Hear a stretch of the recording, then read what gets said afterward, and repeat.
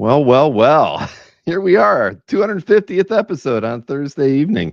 It's a wonderful time to be a part of this wonderful hobby of ours. But welcome to the show. We got a lot of stuff to go over today. But first, I didn't bring anything to toast with outside of a Zevia. So that's all we're going to be using tonight. I'll do it towards the end of the show, and I've got some giveaways planned. Nothing too fancy, but they got a sale over at TeePublic now. So we'll do. I'll set up a hashtag after the first segment, and we'll give away some free T-shirts. How's that? Something fun. But it's good to have everybody hanging out, raring to go on our 250th episode. This is it's a little over 5 years, but we didn't start the CAF update till about it was July. I think it was July of 2020 when we were trying to figure out how to fill some time in between our Comic Art Live updates and getting our virtual con out there, and the CAF update was born.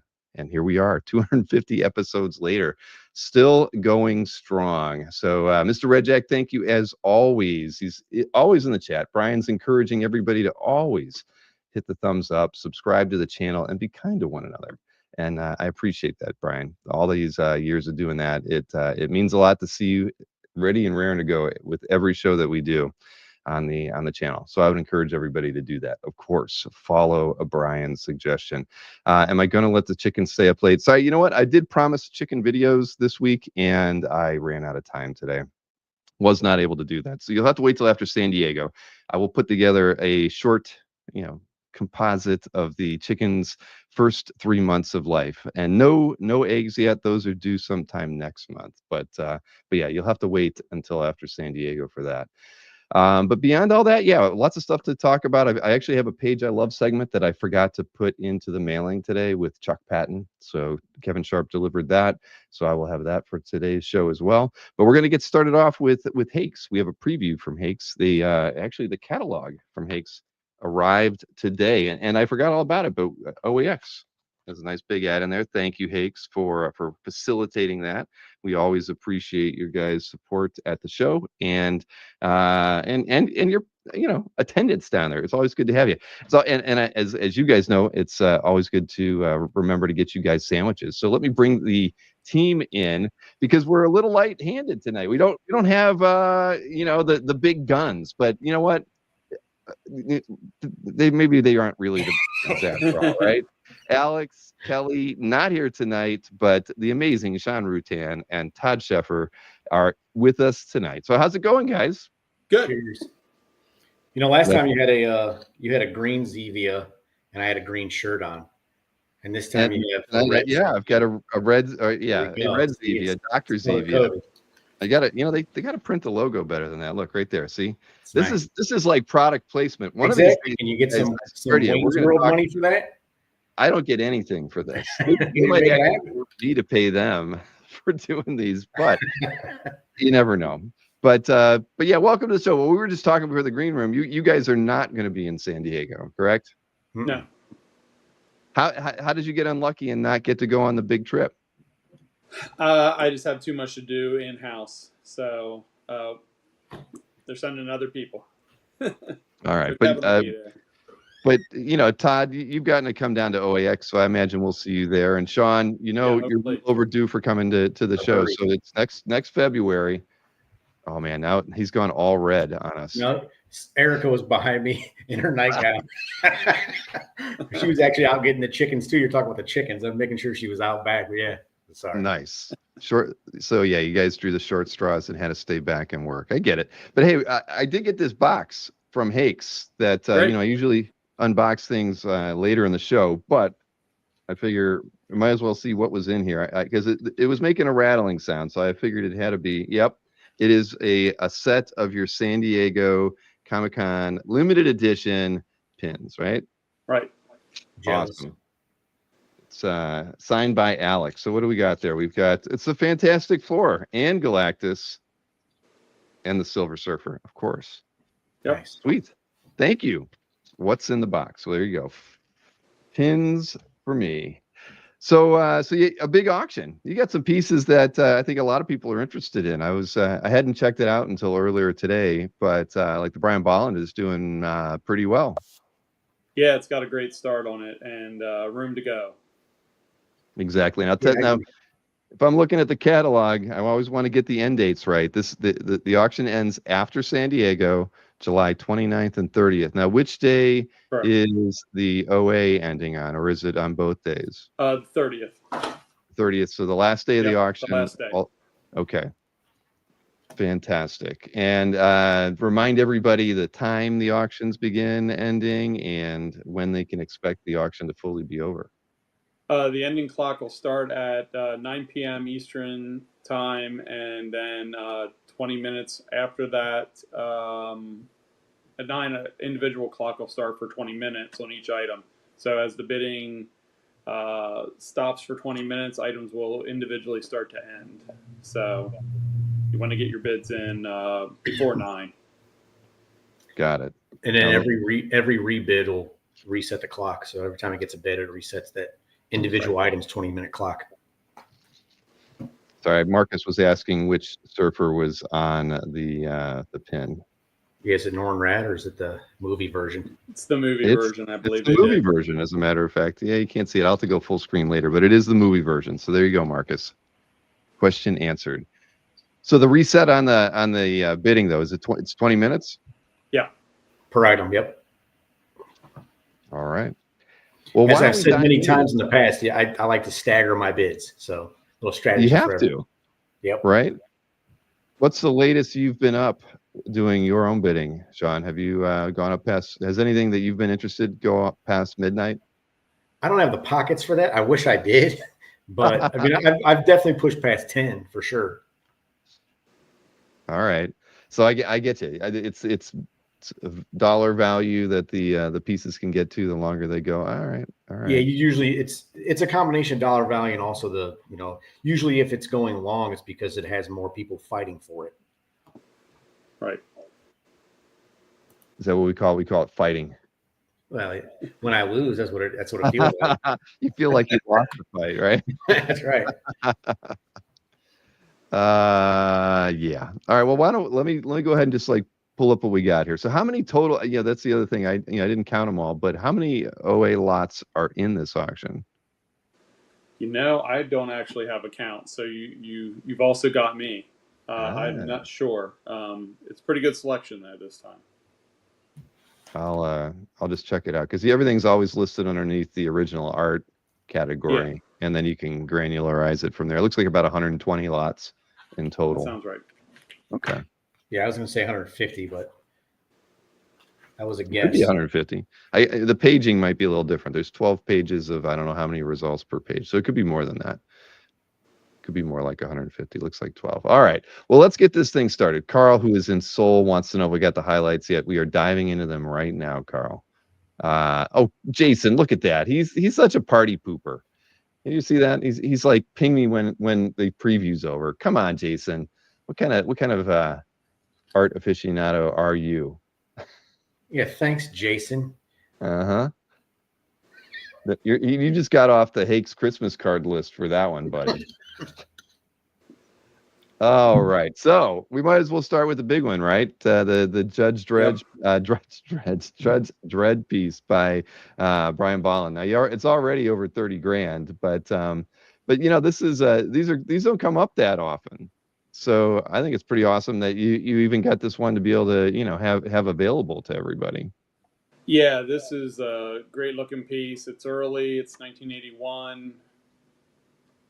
And you have Dredd on the bike and nuclear explosion in the background, Mega City 1. It's just a great looking cover. Yeah, I said the same thing you said, Bill. When Kelly showed to me, I'm like, you got this? Holy, I don't even see these. It's pretty cool just to be able to hold it in my hands. Yeah, for sure.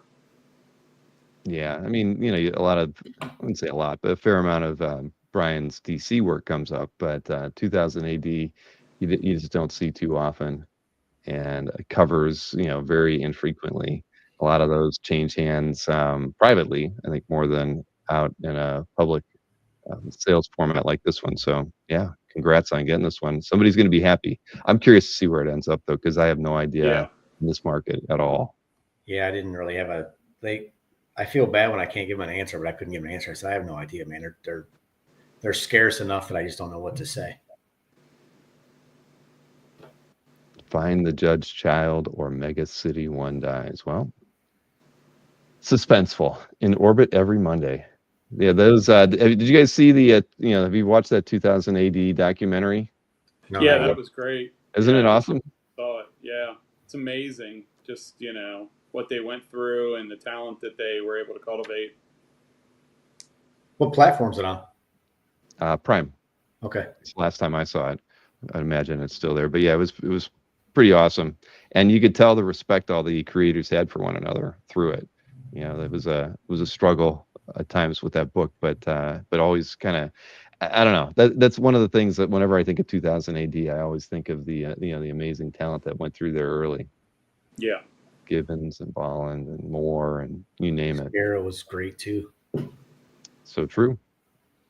All right, so that one is ending in just a little less than 2 weeks on the 30th. So then we have now you've had a few of these Star Wars covers in some of the past auctions. So this is a UK Star Wars Weekly.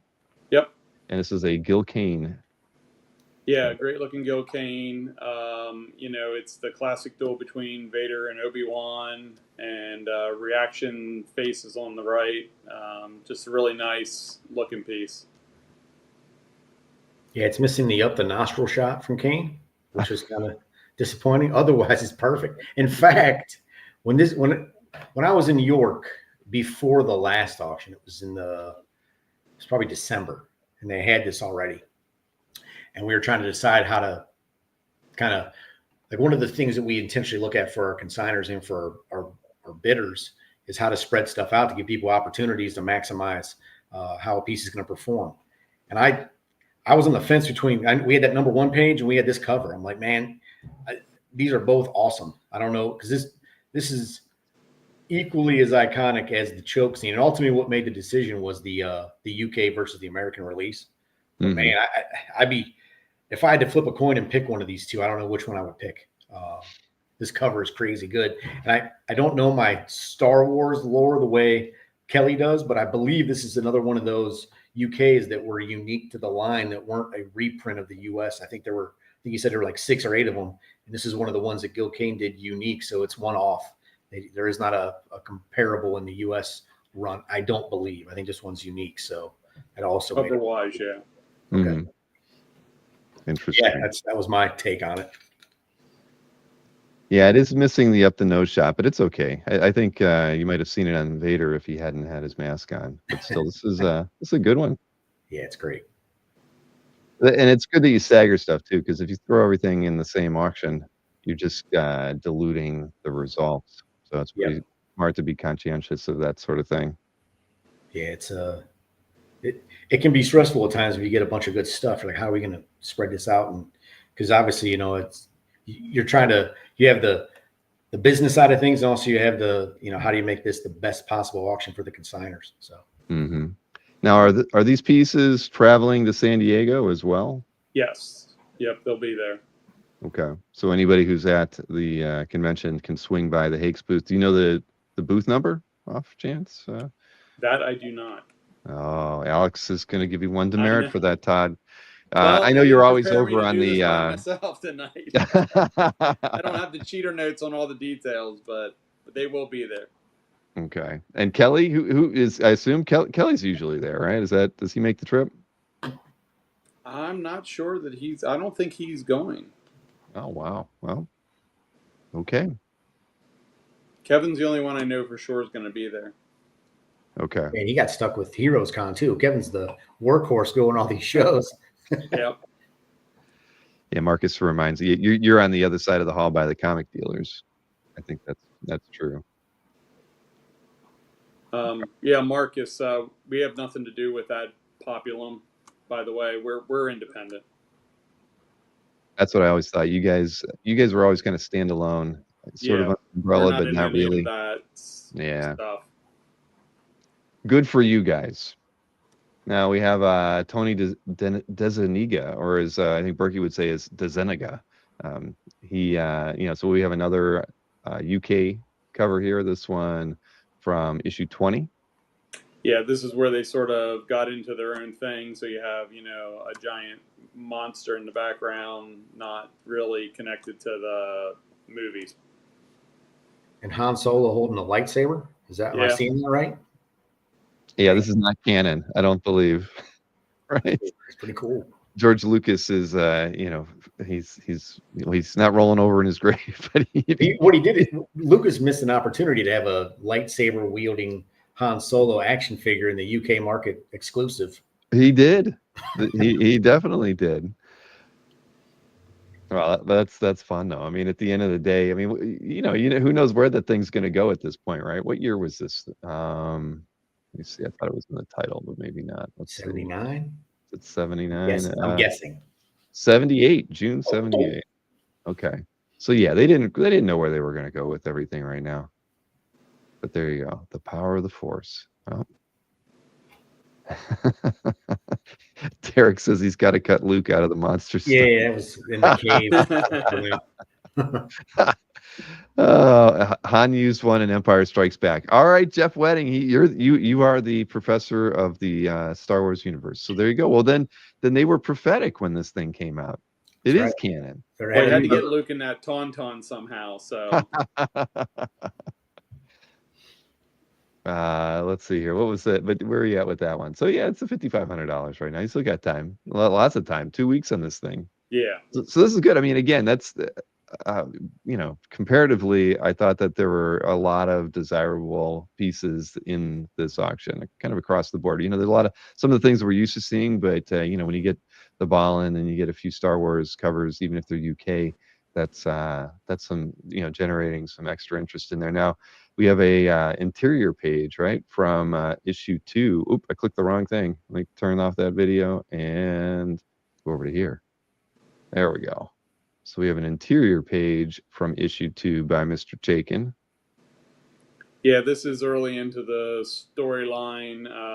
They just hired Han and they're heading towards the Millennium Falcon. The stormtroopers are coming after him. So nice early page. You have a great shot of Chewie, Han, stormtroopers, everything that everybody likes. So Falcon. Yep, it's a good page. Yeah, he's following the design guides there to make sure he gets everything right. That came out good. Yeah, it's a win. Huh.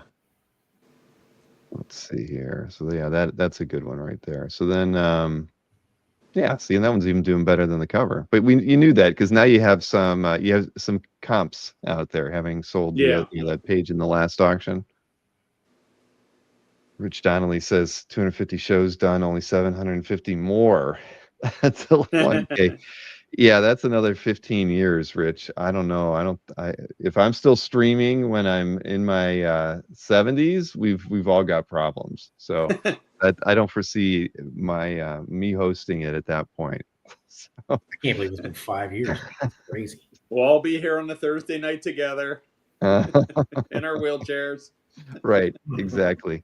Let's see here. So we got oh, that's right. There were a couple of other pages. This is from issue 4. Yeah, there's 3 Chaikin pages altogether.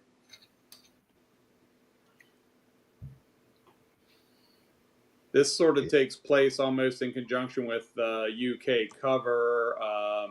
It's right when Obi-Wan gets killed by Vader and Luke shouts out and they run into the Falcon to take off. Again, some great early Star Wars storytelling. More stormtroopers, Luke, Leia.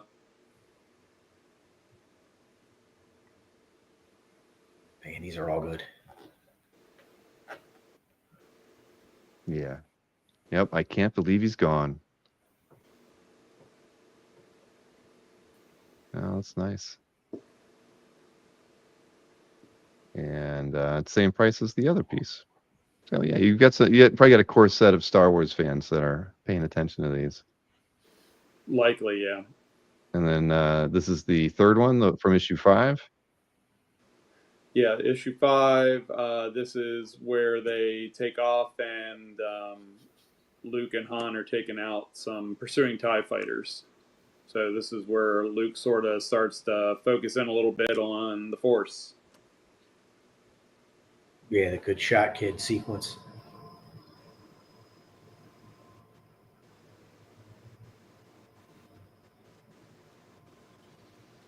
And those are all, if you're a Star Wars collector. Mm-hmm. You saw that Lucas is going to Hall H next Sunday. He's doing a presentation for the Lucas Museum. Should be interesting. Apparently, yeah, everybody wants to go to that. I bet. Where's the museum? LA? I forget where I should know where the museum is being built. I forget now, though. Someone in the chat will remind me. I'm quite certain of that. But is it LA or is it Anaheim? I can't remember. But it's in SoCal, that's for sure. Yes, LA. Thank you, Matt. But next year is the big opening, and so they're doing a presentation of some sort, and it's gonna be pretty cool. I mean, I definitely know that I want to make the pilgrimage out there to see it, but imagine anybody who's a fan of the comic arts wants to go to that. Yeah, well, we can't. I'm sure we're not going to get invited to the grand opening, but getting into the museum is something I think on most people's bucket list. Submariner. This is from, what do we got? Issue 11, and we have the cover. Yeah, it's a classic Colin image. Yeah, it's a great image. Sort of reminiscence of Superman 25, the Golden Age book, where Superman's coming at the periscope. Now you have Submariner coming straight at it. And then it's interesting, there's some color notations on there at the bottom, I think. And then they went with sort of that red tone, which I think is pretty dramatic. Yeah. I forgot what the published cover looked like. You're right. It gives you the feel of, they're kind of running silent and deep or whatever, and that's what they're seeing coming at them. So, cool. Yeah, it's just such a great image. Yeah, they did they did the right thing by going with the red. It just gives a sense of danger, and it's an oh shoot moment for the submarine operator. Yeah, it's one of the classic Namor covers up there with the Iron Man Submariner 1. It's just super memorable. Yep. The Buscema cover where he's standing there looking all buffed out. That one's pretty famous too, but this one's up there for me as well. Yeah, you can't top that one. But still, yeah, this is a cool image. Yeah, like Seawolf. I forgot about that. So that one's just getting going. And then where are we going to here? It's Fantastic Four Kirby page from issue 42. Let's go over here. Got some Sandman action. Classic battle with the Frightful Four. Oh my gosh, yeah. Medusa, Sandman. Thing's sort of been taken over by the Wizard and is giving Reed some trouble. It's Marvel magic. I love these Silver Age twice up pages. It's awesome. And good old Paste Pot Pete. Yeah, it's a fun page.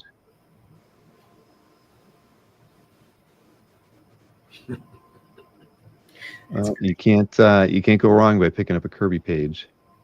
All right, this is oversized as well. Coletta inks on it. Yep. All right. Where are we at there? 6.5. It is a great page, Tom. Definitely. So do you guys create I know you've been doing this a lot. So you make videos for a lot of the lots that you think are going to attract some. Yeah, they've been doing some sort of sizzle reel type things. Just some interest and a little more attention for social media, things like that. Now this one, this was always one of my, the probably the Magneto issue from Journey to Mystery is it's probably my favorite. 109, yeah. But the Super-Skrull was always a good storyline too. I saw this one too, and I'm like, you guys just had to put this one in here because of me. But I love this issue to death. and this one's already at $8,500. But classic battle, and you got like probably one of the best pages in the book too. Yeah, when we were contacted about this, Kelly came to me, and I knew exactly what issue it was. And Super-Skrull's a great villain with Fantastic Four, but with Thor, you have 4 large panels. It's got both of them in. It's full on action. He's using the invisible force field at the top. He's using the Thing's strength at the bottom. So and, he's hefting Thor up over his head. It looks great. It's probably my favorite piece in the auction, actually, as far as content. I hate it when I don't have any money. I can't do anything about it. So there's so many good pieces, and this one is probably my favorite, just because of everything you just said. Yeah. It's a Kirby battle page. It's Silver Age. It's a unique villain, but it's also an iconic Marvel villain. And the battle sequences they're dynamic as expected, but you can also see the characters clearly. So Yeah. I really like it. Yep. Nope. I'm not even going to try to bid on this one, but it is great. It really is nice. That Magneto, Super-Skrull, or the Absorbing Man. Yeah, and I'd probably throw Hercules in. Those are my my top 4 too, buddy. You got good taste. See, but they were like drinking buddies. That's why Hercules. It's a fight that they did 4,000 years earlier too. Exactly. Oh man! All right, Journey to the Mystery 63, Jack Kirby page. So we got some monsters on this one, of course, and yeah, look at that. That first panel is freaking awesome. Look at that. Yeah, it just looks great. Yeah, this is pre-hero Marvel. It fits in a certain slot in collecting. Just a little bit before Fantastic Four 1, so you're kind of at the end of straight up monster stuff. Typical, giant monster comes up and says, everybody get out, we're taking over, and that's kind of what the page is showing. Yeah, no, I like this, and Twice Up, I'm sure. And Steve Ditko inks on this one. Oh, really? I didn't read the. That's why I should have read the description beforehand. So Ditko inks on it too. That makes it even more cool. That's the nice combo. Yeah, that's a great combination for sure. It's got my name written all over it. Marcus says. The Thor page had my name written all over it. But, I think that's what he was referring to. Oh, is that what he was referring to? All right. Timing of that post. I'm not. I've been looking at the lot images and not the chat as often as I should. All right. So now we have a Perez FF page, and what is this one from? Oh, Annual 15 title page. Yep, nice title splash. You get everybody in there except Reed. You have Alicia Masters. She's gonna babysit Franklin. Invisible Girl is using her powers to tickle her child, which is interesting. But, the figures look great. I mean, Torch and Thing, up to their shenanigans. Yeah, bronze title page, too. That's just cool by itself, let alone by Perez. Yeah. Yeah. Tom says he would love this one. 3 inkers on this issue, so, take a pick, I guess. Right. Well, there's a lot of background, so I'm assuming it's not Espo. But Jim Shooter, editor-in-chief on this one, the late, great Jim Shooter. I don't remember this. I don't remember what the issue 50 or the annual 15 was about, but nice title page for it, though. I think it feels like Stone Inks, too. I agree with that comment. I don't know for sure. It's just what it feels like, the contrast and the heavy lines. Mm-hmm. Because who was the other? Oh, D'Astino. Okay. Most likely, that's probably correct. Sean and Matt.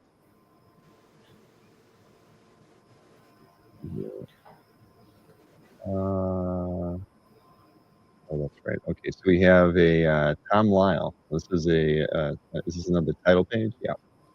Yeah, this was another Spider-Man Annual 27. You get a nice full Spider-Man with a spider sense tingling. See, this is 90s title page, and I'm going to say that I think in 2025, these are value buys still. It's not on the radar like Perez and those guys yet. But I think that it's going to happen eventually, and someone's going to be real happy with owning this piece in a couple of years. Yeah.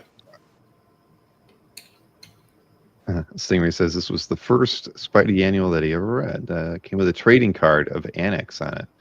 A polybagged. Wow.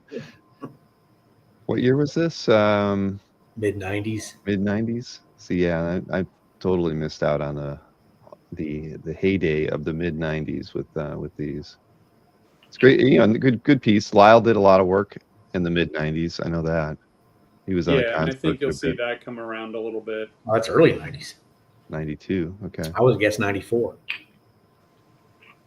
92. Stingray can't make up his mind. 92, 93. Neither can I, Stingray, so we're good, buddy. Getting closer to the mid-90s every guess. I could, well, there you go. And I didn't even see the that. Date on it, yeah. Got Hannah's Inks. Hannah Inks, yep. 93, okay.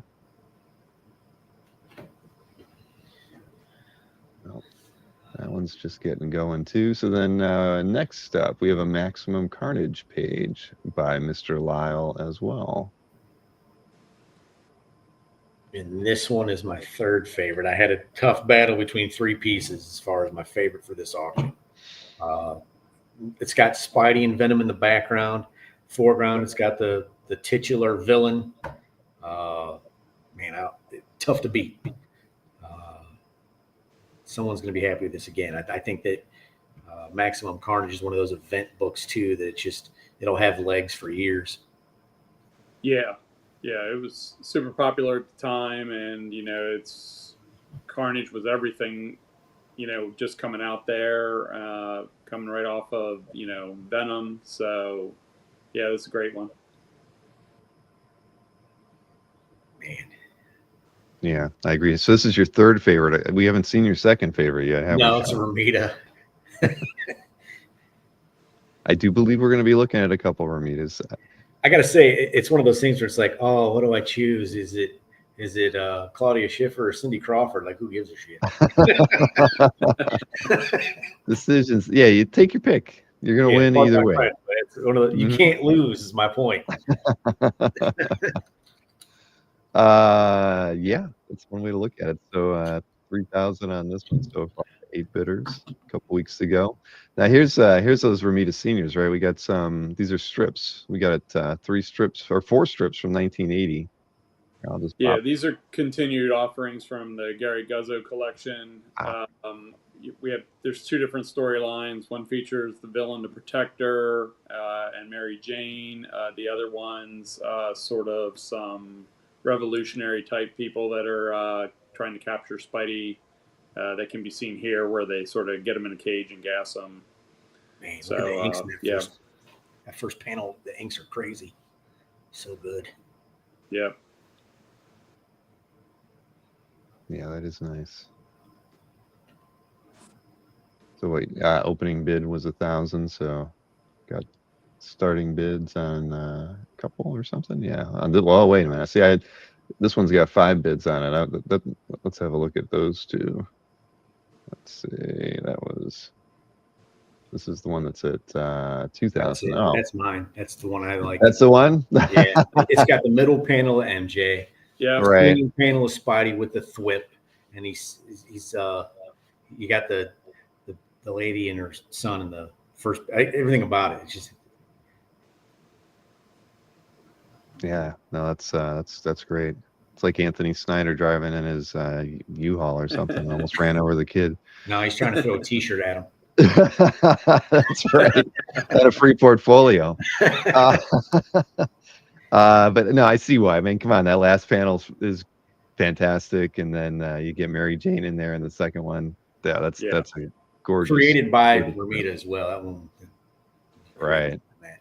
And then what was in the other one here? Let's see. Technically drawn by. Oh yeah. All right.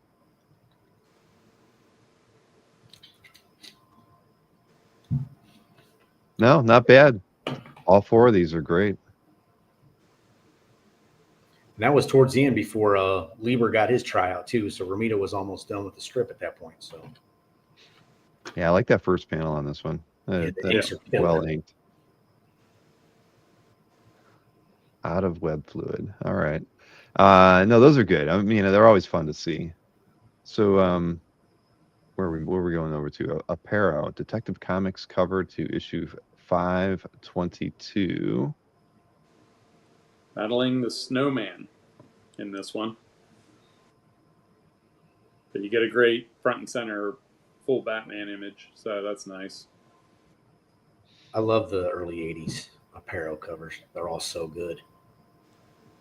Yeah, and he's had the backup stories with Green Arrow in them. Yep. One of these days I'll have a Novik and an Aparo Batman interior. It's my goal.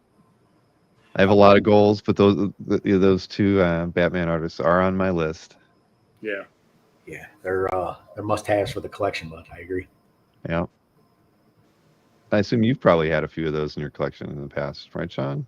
I've actually never had a Novik. I've had an Aparo at one point, but Okay. What are you, Todd? No, not yet. Actually, I recently just took a shot at a Novak, but I didn't have any luck. Just missed it by a little bit, but it's kind of got out of my reach. There you go. Rich Cirillo says art goals. We all have them. that's right. We definitely do. Yep. They got to rotate so you don't get stagnant. Exactly. All right. Well, this one's where are we at with this one? I didn't even look before I got started on it. So yeah, well, there you go. It's almost up to 10. So it's almost already at your low end. Yep. That's a good question. I don't know. Was Aparo one of the original instructors at the Cupid School? Yeah, I don't know. I'm not sure. I could ask Adam, find out.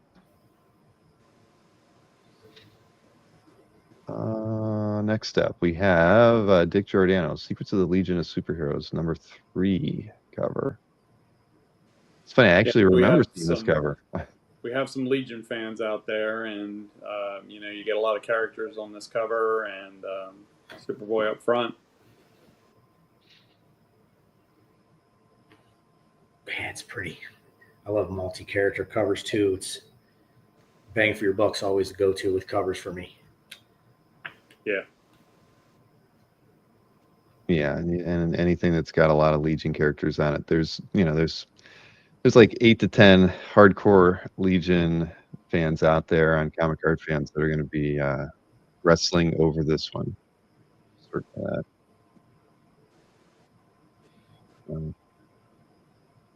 But yeah, it's funny. Like when you see, I know I saw this on the newsstand, but I didn't pick it up. Definitely did not get 81. Yeah.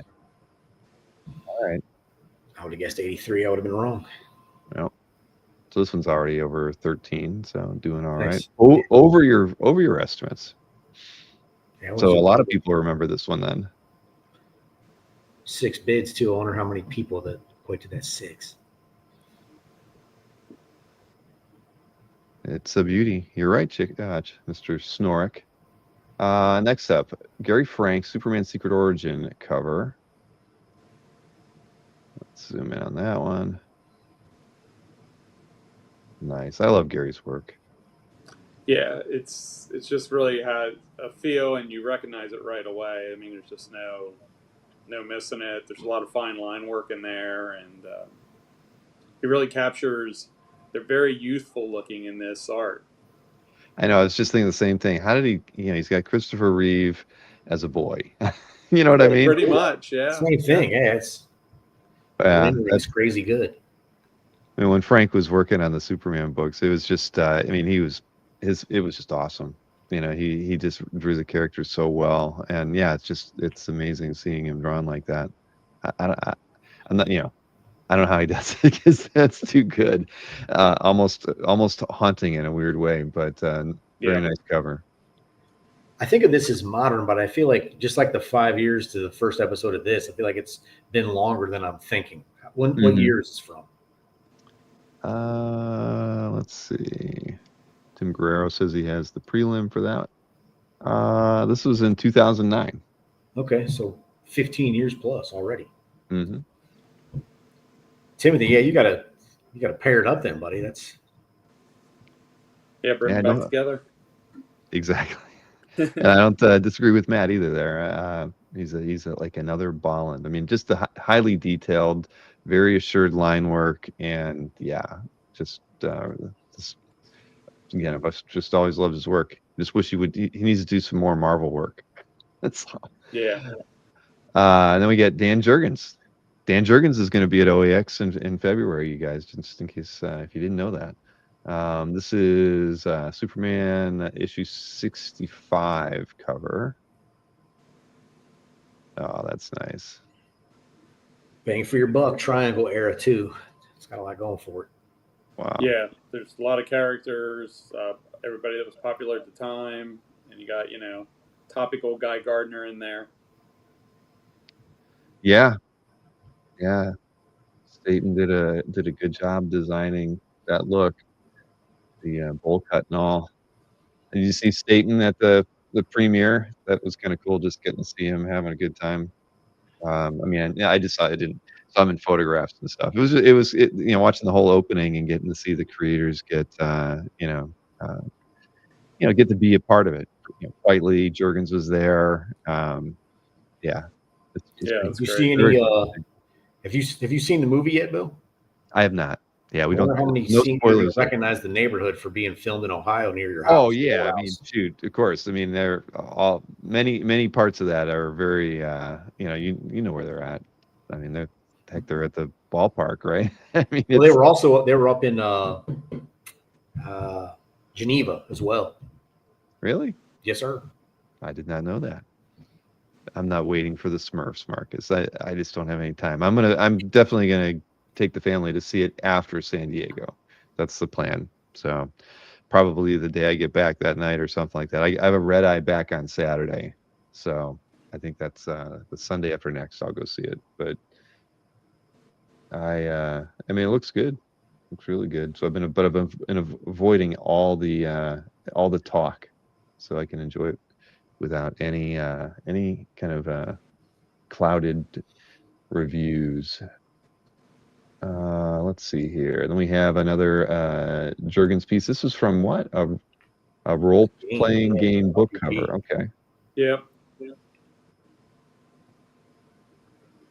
Classic image. Oh, Brett Breeding inks on this one too. Nice. Yeah, very Americana type. We got the flag, you got the stealth fighters. Just pretty cool image. A role playing game DC did was kind of was pretty popular at the time, and sort of the beginning of that type of thing where you would buy like the modules and things, beyond like D&D type stuff. Mm-hmm. I see Carl, who is in Seoul, South Korea right now, is chanting USA. Thank you. Yeah, that's a good one. Then this was a set. What was this from? This is from it's a color guide work. Is this what it is? These are the final color art for the covers. Noelle Giddings, we've had some offerings from her archives for a little while now. These are all this is what they would have scanned and printed the covers off of. Got it. So, you get some, so it's original color art.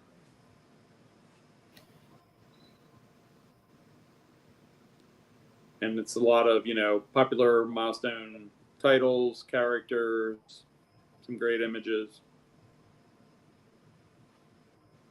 Yeah, these are all good. Static hardware. Mm-hmm. These are 30 years old. Am I reading that right? Ooh, pardon me. Let me turn that off. Let me see. What was the year on some of these? I did not catch that. 93. Yeah. 82. Cool. What do you got? Oh, from Icon, Blood Syndicate. Okay. Yeah, good stuff. That looks familiar. We were talking about color guides in the green room before we got started. I saw Rich Cirillo. He's my elementals buddy. He's always got his eye out for the characters that I love too. But that's cool. You have, and some of these have some bids on them already. The 2 weeks ago, or most of them do. Let's see here. Coloring book art. Now this is this is okay. Let me go ahead and click on a few of these. This is from Whitman. Would have been staff artists. It's a large lot of pages. It's not the numbering's kind of all over the place because they release these in different formats, different thicknesses. You'd have a 29-cent, a 39-cent. So they would have different amount of pages. The stories are it's Blockbuster and Penguin, and then sort of a made-up character. The thicker book had all of them. The thinner book, I think, negated Penguin of all people and went with that caped fellow there. That's just a made-up guy, I guess. Mm-hmm. Also includes the original cover art, and it's got the cover with it. Copies of the coloring books. Man, that's cool. Is it foreign or is it a U.S. release? U.S. Nice. 66. Rich Cirillo might still have the coloring book. It's a 60-year-old book with the cover. That's crazy. Well, that is interesting. You guys always get the interesting stuff. Yeah. Okay. Speaking of interesting stuff, we can even check out Neil Adams because he signed that one too. Yep. Yeah, another great mosaic. These are so impressive when you see them in person. They're, as you can see, large, have a little weight to them, but, you can't hang them on the wall. And this is one of the better DC images you could probably think of. Yeah, it's super iconic. Matt's work's crazy good. Yeah. Yeah, no, it's definitely it would be a conversation piece to have on your wall. And these are massive too. And this is another one that's super huge. Yeah. Yeah. Matt wants to know how much they weigh. Do you actually put the weight on the listing for these? I don't think we've actually weighed one. I hate to make a guess. I've picked one up. It's not light. 50 pounds, maybe? Framed and it's 2 inches deep. I mean, you figure he's got it weighs a ton. You don't want to just put it on drywall. I put it that way. There you go. Yeah, 90 pounds. Yeah. Wall to hang that. Yeah. They're awesome. 90 pounds. Wow. Okay. Thanks. Oh. Customer pickup is recommended. Yeah. There you go. No, nicely done. I haven't seen any of those in person, but I've certainly seen enough of them. They're super impressive. His work is incredible. Now, so this is a Mort Drucker movie piece here. Some John Wayne action right there. Is that Jack Palance? Has that kind of a vibe. Drucker's awesome. He's not on my list, though. I should put him on my list. I mean, who didn't grow up on Drucker art one way or another, right? I mean, and True Grit's a classic. It was good enough they did a modern remake on it, but the original, it's just kind of one of those iconic movies if you like westerns. And this is the whole story. It also comes with it's like a 2-page spread with all the text in and things. They combined the first spread for printing, so that also is included with it. It's a lot of text, though. You can see like all the paste up. It's the whole way across. Yeah, these are awesome. I love the grayscale too. Yeah. Yeah. Wow. So that. Oh, I'm sorry. These are fun. Agreed. Yeah, right on the horses. Mad just covered everything when when we were kids. I mean, any movie, every TV show, they spoofed it all, and it was fun. Yeah, that's great.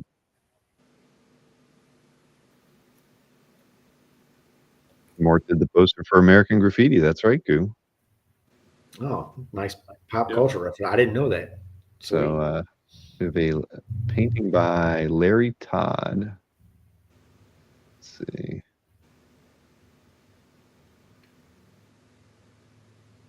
And what is this from? An underground comic book?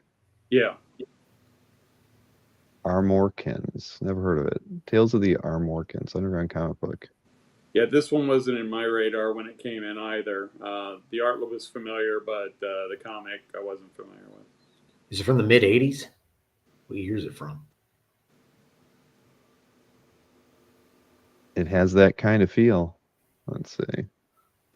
Snow. Whoa, way off. 71. Wow, that's pretty aggressive for that. I wouldn't have guessed that. Nope. I would have guessed like the era of the Turtles. And I was gonna say, I figured this had to be a riff on Eastman or something. Yeah. Nope. Maybe Eastman was a little bit on the Amorkins. Yeah. So somebody read this when they were a little kid. And they're like, I want to do something with this later on. Yeah. Oh, that's cool. Somebody has read this book.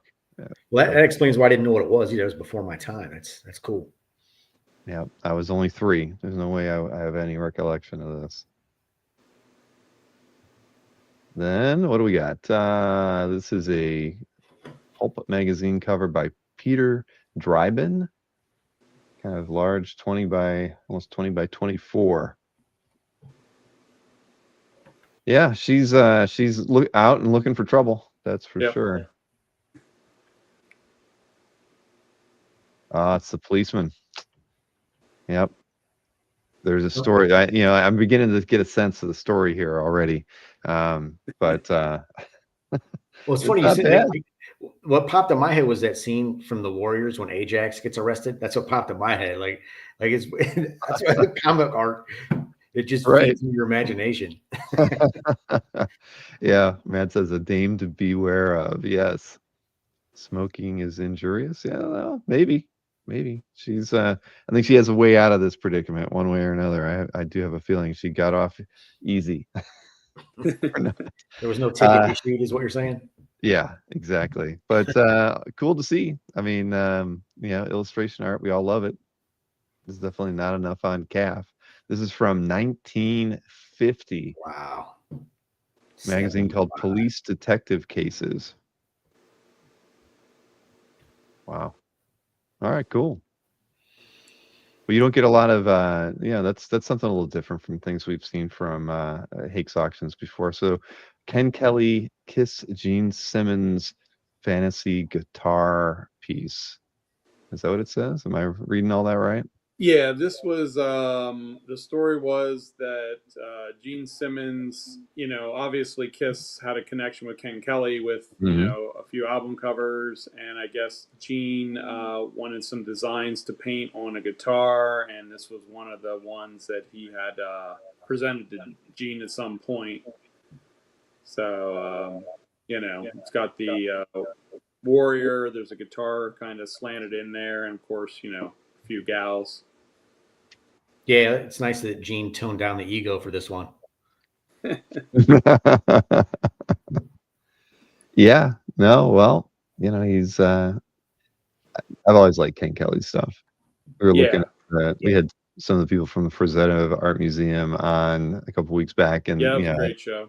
Wasn't that? It was cool getting to see Ken Kelly's easel there, and since Ken studied under Frazetta, what was Ken? Ken was one of, or the only artist that studied under Frazetta. It was just kind of neat to see. Yeah. I don't think I've ever seen a bad Kelly piece ever. No. Now this is what is it? So this is book art cover from Duncan Eagleson.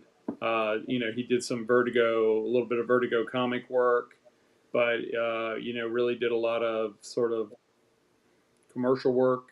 This is the actual painted cover for the book. a Fu Manchu like Yellow Claw type figure, and then the hero and the female lead of the book, and then also almost all, I think it's all the plates from the book. It's a Robert E. Howard compiled story. That's cool. Atmospheric. I like it when they. And, you know, this is a bit old school, you know, airbrush and, you know, ink work. It's just, you know, has a nice look to it. Comes with a signed copy of the book by the artist. And Duncan's a great guy to meet. Is the cover oversized or is it standard? The cover art is large. Nice. Yeah, 14 by 20. Cool. 20 by 30 for the cover. Oh, I'm sorry. What was I reading then? Next. Oh, That's okay. I see. Because I get it now. I see. Yep. 20 by 30. So it's a, you know, it's a nice large lot of art, you know, for the book. Now, electronic games cover. If you are into old school video games, old school computers from, you know, late 70s, 80s, Duncan did a lot of work, including this great cover. Again, a lot of airbrush and, you know, just old school painting techniques. And you got Star Trek theme and sort of the Wrath of Khan era Enterprise back there. So just a fun image. The computer, the top of the computer actually is a pasted up piece that comes like right to the border of the board.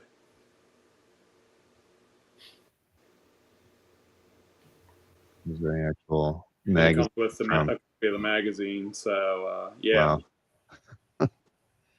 Yep.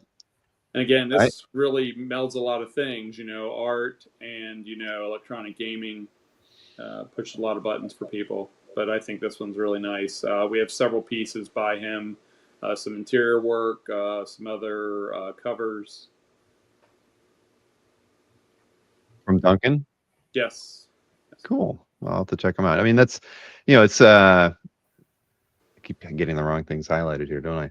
The, what's kind of cool is, you know, there are collectors who just collect video game related artwork, right? Whether it's the box artwork or things that were from manuals and things. So, you know, there's definitely a subset of collectors, many of them on CAF, who are into these sorts of things too. So that's cool. Yeah. Let's see here, but yeah, I'll have to check that out. I'll have to do a search for Duncan after we're done here. And where we got next? This is the Superman ring. Now, so we always try to feature a few things that are outside of the OA world. Other things. This is one of the nicest, earliest Superman. This is the first Superman ring. Very rare. And if you know Superman collectibles, this is very desirable, especially in this high grade. It's really neat. Is this from the 30s? 1940. Nice. The red paint's almost always gone, and this is almost got it all. It's in really nice shape. It's pretty cool that you have something from 1940 and there's a movie with the same character in theaters right now. That's yeah. Awesome. Well, it's really the lasting ability of that character. You know, Yeah. Siegel and Schuster really made something iconic, and he's still going. Cleveland boys. Mm-hmm.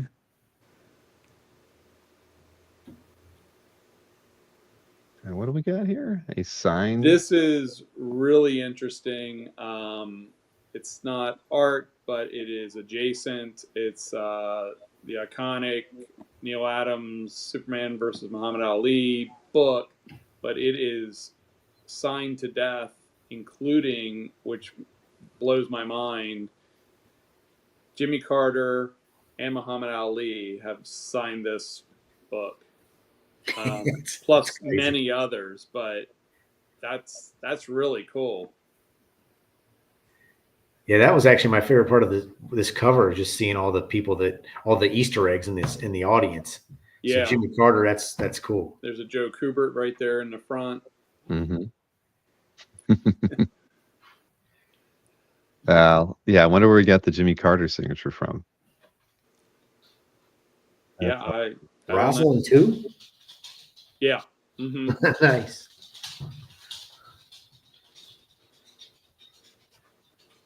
This is part of the Duke Caldwell collection that we've been running for a while. I mean, it's the largest autograph collection I've ever seen. Every single book, and it is boxes and boxes. They are all signed, multi-signed, tons of Stan Lee, Kirby. I mean, it's a who's who of comic history in his collection, and this piece was just particularly interesting. Just how it was done. Yeah. Well, the only way to do that is to chase people around or to risk mailing it and losing it. Like, I don't know how else you would do it. One of those two. Yeah. Yeah, that's a lot of effort there. Now what is this? This is a train, a Marvel superheroes train. For Marvel Mania fans, this is sort of the epitome. This tin train is particularly desirable and rare and early, and has the box with it, which is almost unheard of. You don't see the box. Yeah, I don't want to look at it because it bothers me. It's so rare. It is probably the Marvel toy. Like, there are certain toys.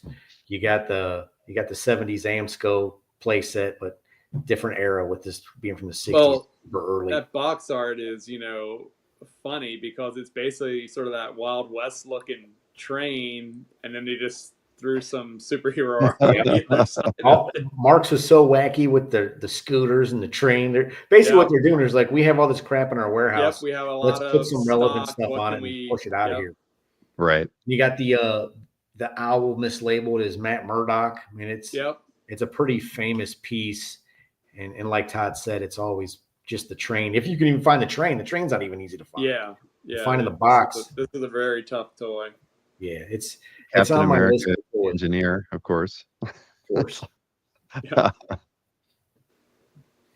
Tom, our number one Marvel fan, says, I've missed too many times buying this years ago. Yeah, it's a hard one to get a hold of. Yeah, you're right. The owl is labeled. It's fun. That's funny. Well, cool. I can say that I've never seen one. Yeah, we have a little bit of Marvel Mania this time, toy wise. So. Oh, awesome. So the 30th for all the original art is the closing night. Yeah, everything that you saw here tonight, actually. Yeah. Everything. Okay, all that is good. So we got a little less than 2 weeks to go. Yeah. Okay. Well, I'm sure we'll probably recap something. Maybe Alex or Kelly will join us for that sometime in early August. We can talk about some of the items. But yeah, it looks like a great set. Those Romita Senior strips are awesome. Yeah, they're really nice. I like all of it. I'm greedy though. All right, guys. Well, listen, always fun. And for those of you who didn't know, we had Todd on not too long ago for a collector interview. So if you haven't seen that, check me out. It's exactly right. That was it was like 3 weeks ago or so. But yeah, you get to see a different side of Todd, not the non-Hakes side. But I scored 2 nice pieces from Anthony last night. So I that's got a nice true. Sears. After the show, I'm like, Anthony, why are you hiding all the stuff that everybody wants? We go through, we make all these slides, and we sell like not even 10% of those, and then you just start riffing off stuff, and and 90% of it sells. Like, we need more shows like that. So thank you for doing that. Yep. Oh man. All right. Well, Sean, as it's fun as you haven't been on the last couple shows, so it's good to have you back. Yeah, it was St. Patrick's Day was the last time I was here with the Green Zevia. So All right. Well, I do hope that you both make it to OAX next February, but I know we'll see each other numerous times before then. But keep that in your mind. Yep. And I'm looking forward to seeing how the auction goes. And I will definitely swing by the Hakes booth to just say hi. And I won't Yeah. take any extra buttons while I'm there. But thank Alex for sending these along. I'll shoot him an email too. Hey, thanks, Peter. Yeah, Peter was there. He saw him. All right, guys. Well, then again, we'll be talking soon, and enjoy right. the rest of your night. Yep, you too. Thanks, y'all. See you. All right. See ya. See you. All right. Always good hanging out with Hakes. So yeah, that was an interesting show last night, right? I had the skull cap on and everything for a little bit of it. That was fun. But yeah, we talked afterwards, and I'm like, he's like, maybe I should just do a show with a lot of stuff like that. And I'm like, yeah, that would be fun, Anthony. Let's do that. So I think when he gets back from San Diego, we're gonna try to plot a more of a show with commission con sketch kind of things, and lean more into that. And yeah, got to catch him in the right mood. He was a little low on some of those pieces, and it was good to see him move. But yeah, so where am I going to go from there? I got well, I told you I would tell you about a giveaway, right? So what I was thinking is that we'll, because we haven't done a TeePublic giveaway in a long time, where you get to pick which shirt you want, your size, and all that. So I'm going to throw a hashtag out there, and we'll do it. We'll do the drawing later, but I'll put it out there now so anybody who's around now can get started on that. The hashtag will be the number 250. We're just going to keep it real simple. Type hashtag 250 into the chat and hit enter, and you'll be entered into the giveaway. What we'll do is anybody who wins after we do the drawing, I will ask you to shoot me an email. You'll let me know which shirt and style and size and all that stuff over on TeePublic. I got the shirt or the link around here somewhere for those of you who didn't know. Because if you don't win, you might you want to buy a calf related shirt. There's a link. They have a wonderful sale right now, and most of the stuff is like 30% off right now. But anyway, so that's what we'll do tonight. So yeah, hashtag 250. Lots of you are already doing it. Thank you. Yeah, we're over 25 people already entered into that. But yeah, there we go. Can it be a Dan T-shirt? Jason, can it be a Dan T-shirt? You know what? We all love Dan. If I would definitely take care of buying a Dan T-shirt for somebody if they wanted. Absolutely. This is you guys have supported the channel for so long, and I wouldn't be here today doing these shows if it wasn't for all that. So I'd be happy to. Dan's a great artist, and we all appreciate his work. No, I get no cut from helping Dan sell a shirt or two. I don't mind though. That's fine by me. Jason, are you going? No, Jason is not going to San Diego.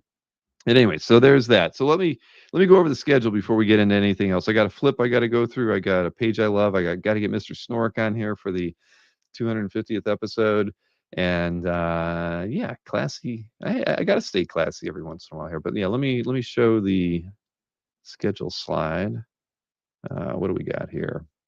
Gosh, yeah, I should have deleted those. I left them on there for the meeting the other day. But we have the big thing coming up for me, and the last thing before I head to San Diego is the Hillary Barta show. I actually have Hillary's art here, and I'm going to show that off shortly. But we're doing that on Saturday at 2:00. So I hope a lot of people can tune in.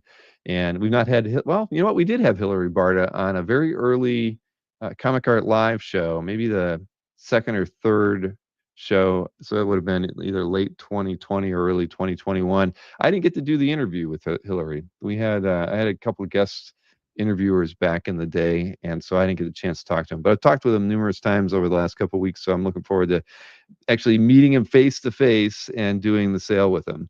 Then after that, of course, next week, Kazra and I will be in San Diego. We will be the sole representatives of Comic Art Fans. I get there on Wednesday. Kazra gets there around lunchtime on Thursday. So yeah, if you're going to San Diego, look us up. I hear that there's a booth that Marcus is hanging out at where he's giving away some special stickers, right? I forget. I think some cap stickers. So go and find out find out where Marcus is hanging out. I think it's Albert Moy's booth, and you too can get some limited edition Captain America stickers. That should be fun. I'm going to make sure I get mine.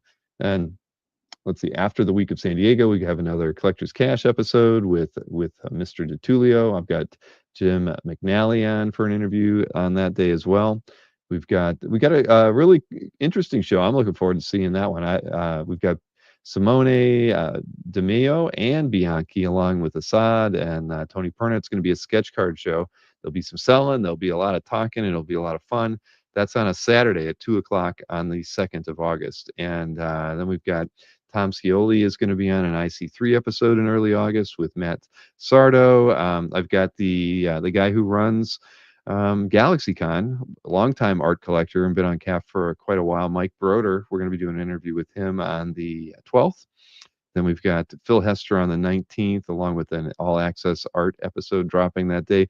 Phil Hester is going to actually kick off the OAX, pre-OAX kind of show season for us. Phil's a guest of the 2026 show, and he and I were emailing this yesterday and today, and so we're going to start off pre-OAX stuff with Phil on the 19th of August.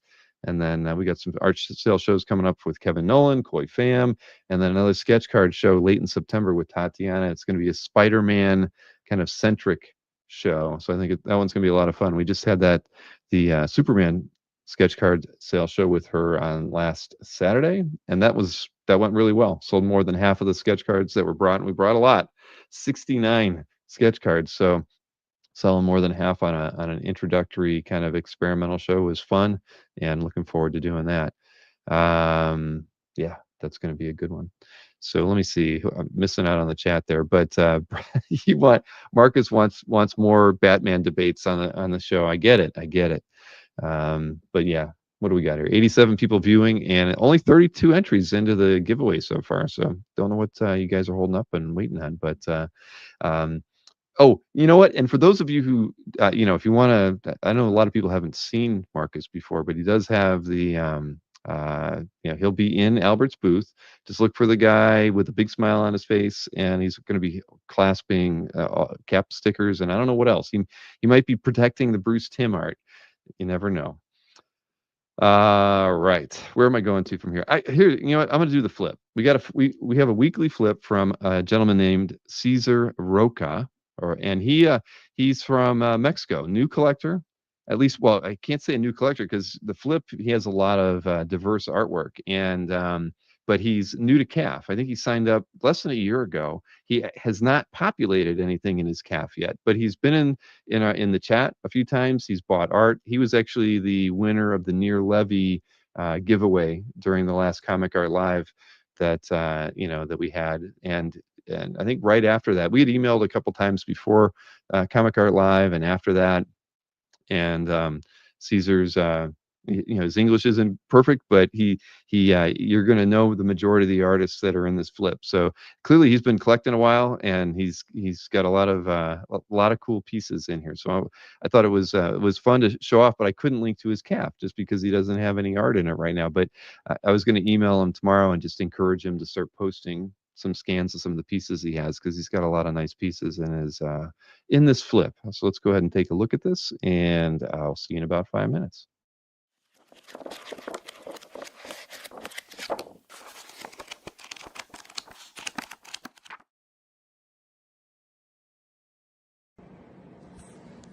Okay, so this is gonna be my weekly flip.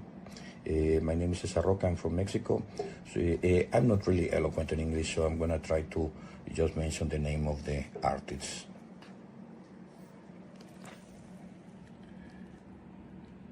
Green Goblin by Simon Bianchi.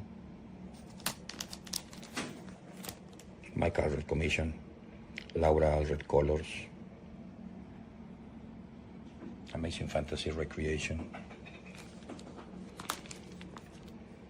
Maria Wolf. Harley Quinn alternative cover.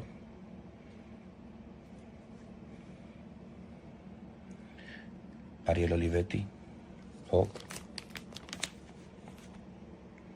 Brazilian artist Christian Berman. Gina Ortega's Princess Leia. Halle Berry with the correct outfit of Catwoman. I love Halle Berry as Punk Storm, Clint,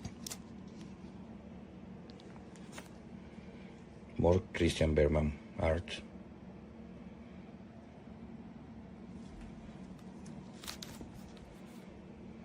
and more Christian Berman art. Craving Doodles, Mexican artist.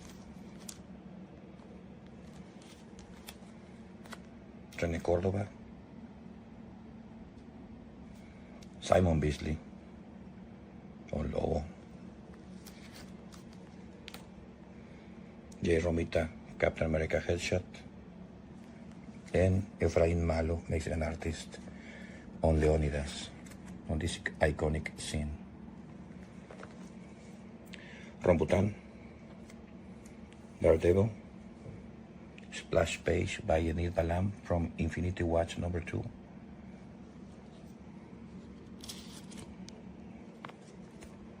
Dan Parent, original cover art and commission. Catmint, Mexican artist. War of the Planet, Soltar, by Andorra Sidonia. More War of the Planets, June and Ken.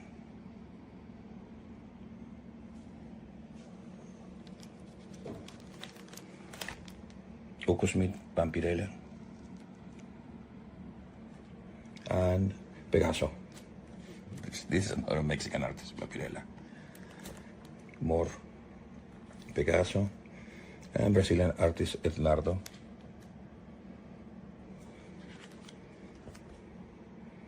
More Ednardo art.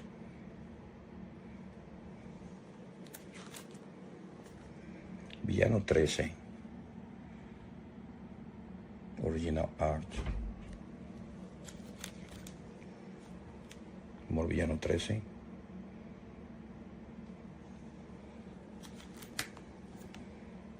Marco Lorenzana with Villano 13 colors, and Melissa Ballestero.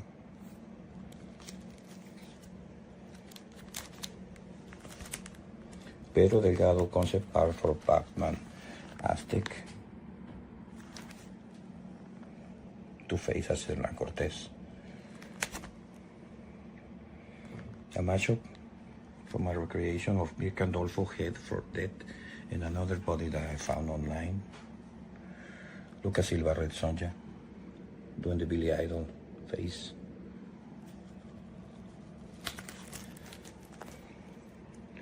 More Lucas Silva art.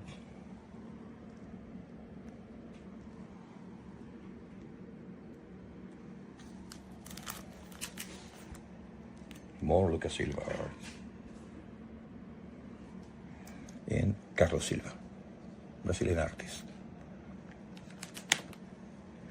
The eyes. He does some awesome eyes on pencil. And last, Marco Landa on Red Sonja. Thank you.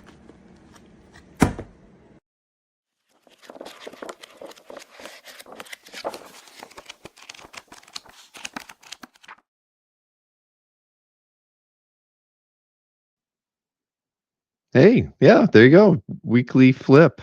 We don't do them weekly anymore, do we? We don't get enough flips, but good stuff. Different stuff. Nothing wrong with that. I watched the whole thing before I've played it. I'm not crazy, but no, I mean, Caesar has some good stuff. All Red, Rambutan. I mean, come on. I guess I can say I have a Rambutan now since he gifted us one. But I mean, at the end of the day, he's got some pretty cool stuff in there. Ariel Olivetti, right? I thought the All Red was awesome. So one like away from 50, says Nick Barucci. Come on, Nick. Cheer them on. We got 88 people watching, so we should easily hit that 50 number any second now. But we do have a giveaway. Remember, hashtag 250 in the chat. There's only 38 of you who have entered into that. We are doing a giveaway. I'm going to do five T-shirts tonight. And we'll draw those winners later in the show when Mr. Snorek is on with me. Maybe before we do the picks. We'll pick our 5 winners and then show off some artwork. Don't forget the Facebook watchers. Sean Clancy, you can enter from Facebook as well. Yeah, Sean Clancy is over on Facebook right now. A hashtag 250 in the Facebook chat will also get you entered into the giveaway. So yes, I'm not a king. Yes. Let's see. What do we got here? We have a packages. Couple things. I did get a package from Ron Shepard, and I just cut it open to make my life easier here. I got some peanuts and things in here, so I want to try to keep things relatively clean in the office. I have no idea what we got. Oh, I know what these are. Remember what we talked about? We talked about the thing that he was playing around with, some experimental scents. I can already tell. I don't even need to open these up. These are some of those was it colognes that he was working on? I can tell already that that's what they are. So I don't even need to open those. I will set those aside. Where am I going to put them? I guess I'll put them over here. Get them over out of the way. Thank you, Ron. If I want to, I could take those to San Diego with me and impress all the collectors there. Smell it and review it for you. I will do that. Maybe I'll write it up. Smells like OAX. I don't know about that. Next up, I did got a package from CJ. CJ in the chat. CJ had asked if I could send him some sketch cards, blank sketch cards. So I sent him a small pack of those, and then I got this in the mail back from him. And I guess I should have cut this thing open a little bit better because I don't have a knife right beside me. But let's see. He says, thanks for all the entertainment. And something about there's a few trinkets, a Cyclops, and a Thor. I can't. Yeah, he's even got my sponsored by Zevia. Here, I'll just show this one off because I don't have my knife with me. But there you go. Look at that. That is that's about an accurate rendering of my physique as well. And what does it say? It says, I can't see crap. Happy? There you go. That is me right there. Look at that. Granny glasses? What does that mean? Are they? No, they're not new. But yes, and it does say CAF Plus on the back of my belt. So CJ, thank you very much. And Cologne Art Fan, says Chris Snorek. Yeah, that's a different show. Oh, here we go. These are actually on the back. Okay, so he did do some sketch cards, and so this will be easy to show off. So there you go.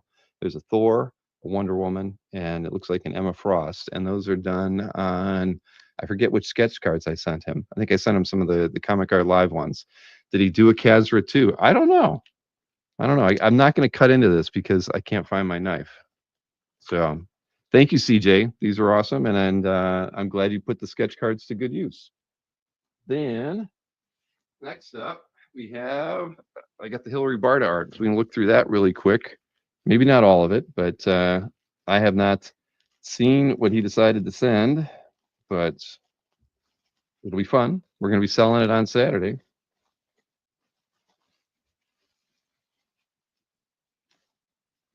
And again, all right, I do have some scissors here. This is how we're going to crack into it.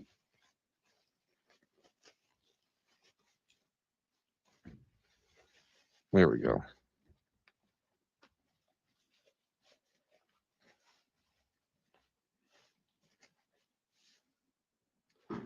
Okay, so what do we got? We have some Ninja Turtle art here. I can just hold these up and show some stuff off. Not sure what these were from. I remember him showing me these scans, but I will go over them with him tomorrow. He did a few convention sketch style pieces. So we have that one, Splash Brannigan. And then we have a Plastic Man, something that Hillary is well known for doing. And some Simpsons style pieces here, right there. Bob Berkheimer entered the giveaway over on Facebook. Thank you, Bob. And I have that one there, Swamp Thing. And then another Simpsons commission style piece. So we got a few different things. Then let's see, all the rest of this stuff looks to be 11 by 17. Let's see, we have this one's for the kids. If you got kids who like SpongeBob, we have a SpongeBob page right here. Then this is from The Thing, Jason D'Ambrosia, not the issue of The Thing that I know you like to collect. This is from issue 8. You can see Ben there sitting on a hospital bed in the last panel. Then what do we got next? Something from Alpha Flight. Not sure what issue is this. This is issue 69, I guess, potentially. So I'll have to look up that one. Then we got some Power Pack here from issue 31. Looks like a fight scene with the kids. Another one. This one's from issue 32. Power Pack. Right there. And 33. So it looks like we have 3 consecutive issues. Looks like some New Mutants on this one. I can see looks like Warlock in that one too, right? Right, yeah, and a couple panels with Warlock. Okay, cool. Then another Power Pack page. This is looks like when they must have done this as a, I don't think that's a DPS. I think they must have done the book on its side, right? So there is it looks like a kind of a Mobius inspired piece. What else we got? This is one of those ABC pages. I'm not sure which one it is. I'll show that off. I can't remember the name of that character.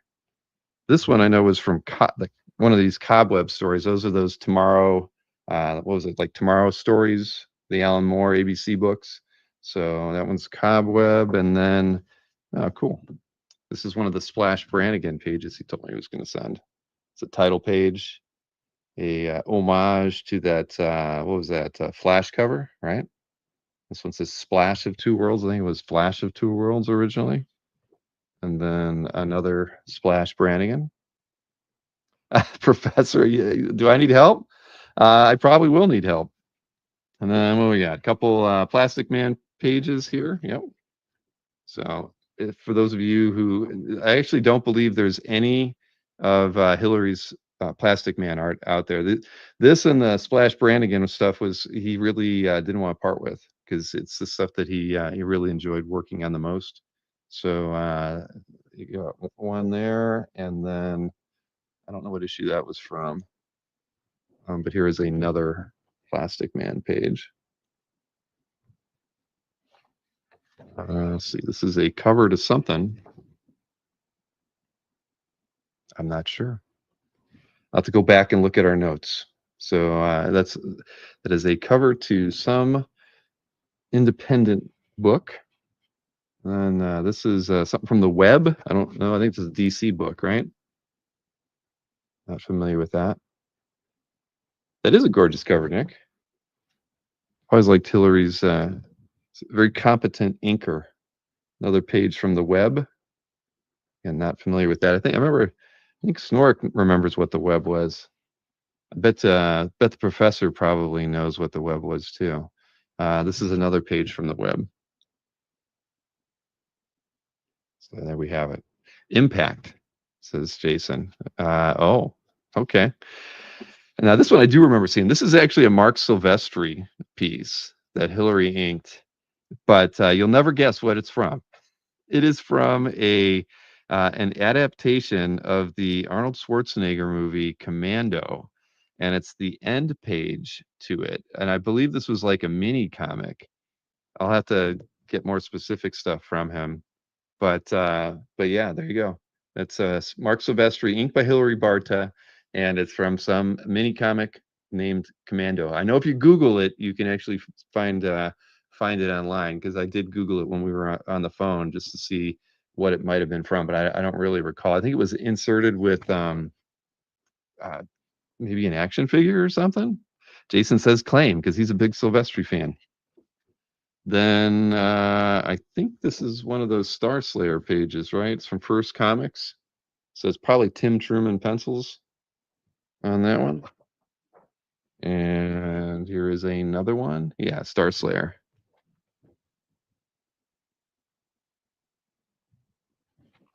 And just one other page here. This is, I can't tell what this is. Huh. Nope. Can't tell. Got a stamp on the back? No. All right. Can't tell, but it's got a little bit of action on there. So there you have it. That it just has the initials like GN on it. Signed by Hillary. So there you go. That's what we'll have on Saturday to kind of kick off our first show with Hillary. The Web was an old Archie book. DC launched the titles as Impact, and these were a revival from 2009 to 2010. Okay. Thank you, Derek. You are the man, the professor. Appreciate it. All right. Page I love segment. I didn't promote this one in the email I sent out today, but I did manage to get this done while I was working on some other things today. So this is another wonderfully put together piece by Mr. Sharp. And this one is Chuck Patton talking about, Magnus Robot Hunter, which I don't think we've heard anybody talk about before, and I don't even think we talk about it too often on the show. But definitely interesting, and I guess in this case, Chuck actually owned the art, or he owns the artwork that he's talking about. So let's go ahead and fire this thing up here. Where is it? Right here we go. Hi, everyone. It's Kevin Sharp. Time for another edition of A Page I Love. Today, I'm joined by artist Chuck Patton. Chuck, welcome to Comic Art Fans and the CAF Plus channel. We're happy to have you here. Thank you, Kevin. How you doing? Great. And thank you again for taking the time. Today, we're going to be talking about not only a page that you love, but a page you used to own from Magnus Robot Fighter by artist Russ Manning. Can you start us off with, were you a Magnus fan as a kid, or when would you have found this comic originally? Magnus, I believe, started in I want to say 64, but it could have been 66. Thing was that, yes, I was a huge fan of Russ Manning. I love both his Tarzan and Magnus. I can't remember. I always say Tarzan. His Tarzan hit me first, and then Magnus came out and really just cemented it for me. It was a vision of the future that nobody else was drawing. Very slick, very adult. And I mean by adult was that it wasn't the usual just put finicky things over things. Everything had a form and function, strong artistic form and function. And I'm from Detroit, and so as a kid, we used to see a lot of automotive design work come up in some of the buildings. I used to live not far from the Fisher Building, and they used to have a gallery of a lot of the artists, in particular people like Sid Mead, and whose artwork really grabbed me as a kid. It said futuristic right off the bat, and slick and chrome, and nothing like the crappy spaceships we saw in 50s monsters movies. These felt so progressive, so ahead of its time. And that's what hit me about Magnus. On top of the whole thing of, this is a guy who killed robots with his bare hands, which I loved. There was that combination, that sort of futuristic savagery that also translated from Manning's work on Tarzan, and that just grabbed me. I just loved it. And that scene in particular is so powerful because it comes after a couple of books where Magnus has to defend himself, not using his hands, but his whole message was mankind was too dependent on machines and that they've gotten soft. And all of a sudden, here he is now coming up to defend that in court with a robotic judge. And the judge is done in such a fashion that you go, wow, it's like, did anybody see the irony of this? That, he's defending himself in front of this thing that he says, I got to stop you guys from taking over. And here you are, this robot is the one making the decision. This book came out in 67, a huge, very emotional charged year for me as a kid, growing up and seeing what was happening socially, especially in Detroit, because not far after that, we had the famous Detroit riots. So a lot about social upheaval and change and everything. And here is Magnus in a way addressing that in his own fashion, without it being so overt. Plus, so he had the power of that scene of just so quiet. He isn't killing right now. That'll come later. He's not fighting the robots, but it's just so, it was so sci-fi for me. It was what sci-fi meant, ahead of its time, but also reflecting the times we were in. And that got me. I love the way it was drawn. As an artist, it really appealed to me. It told me that action scenes weren't everything. You have to understand the quiet scenes. You had to be a storyteller.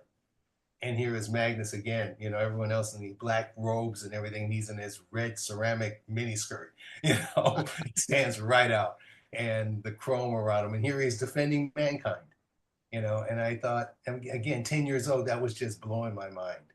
And I love that sort of quiet intensity. And I realized that's the power of art. If I was to be an artist, I have to understand that. It's more than just understanding the fight scenes and knowing how to draw a gun or a car or whatever. It was about being able to portray figures. And he was this incredibly noble figure in this very stark, futuristic setting. Now, this page was in your collection. How did you come to acquire this?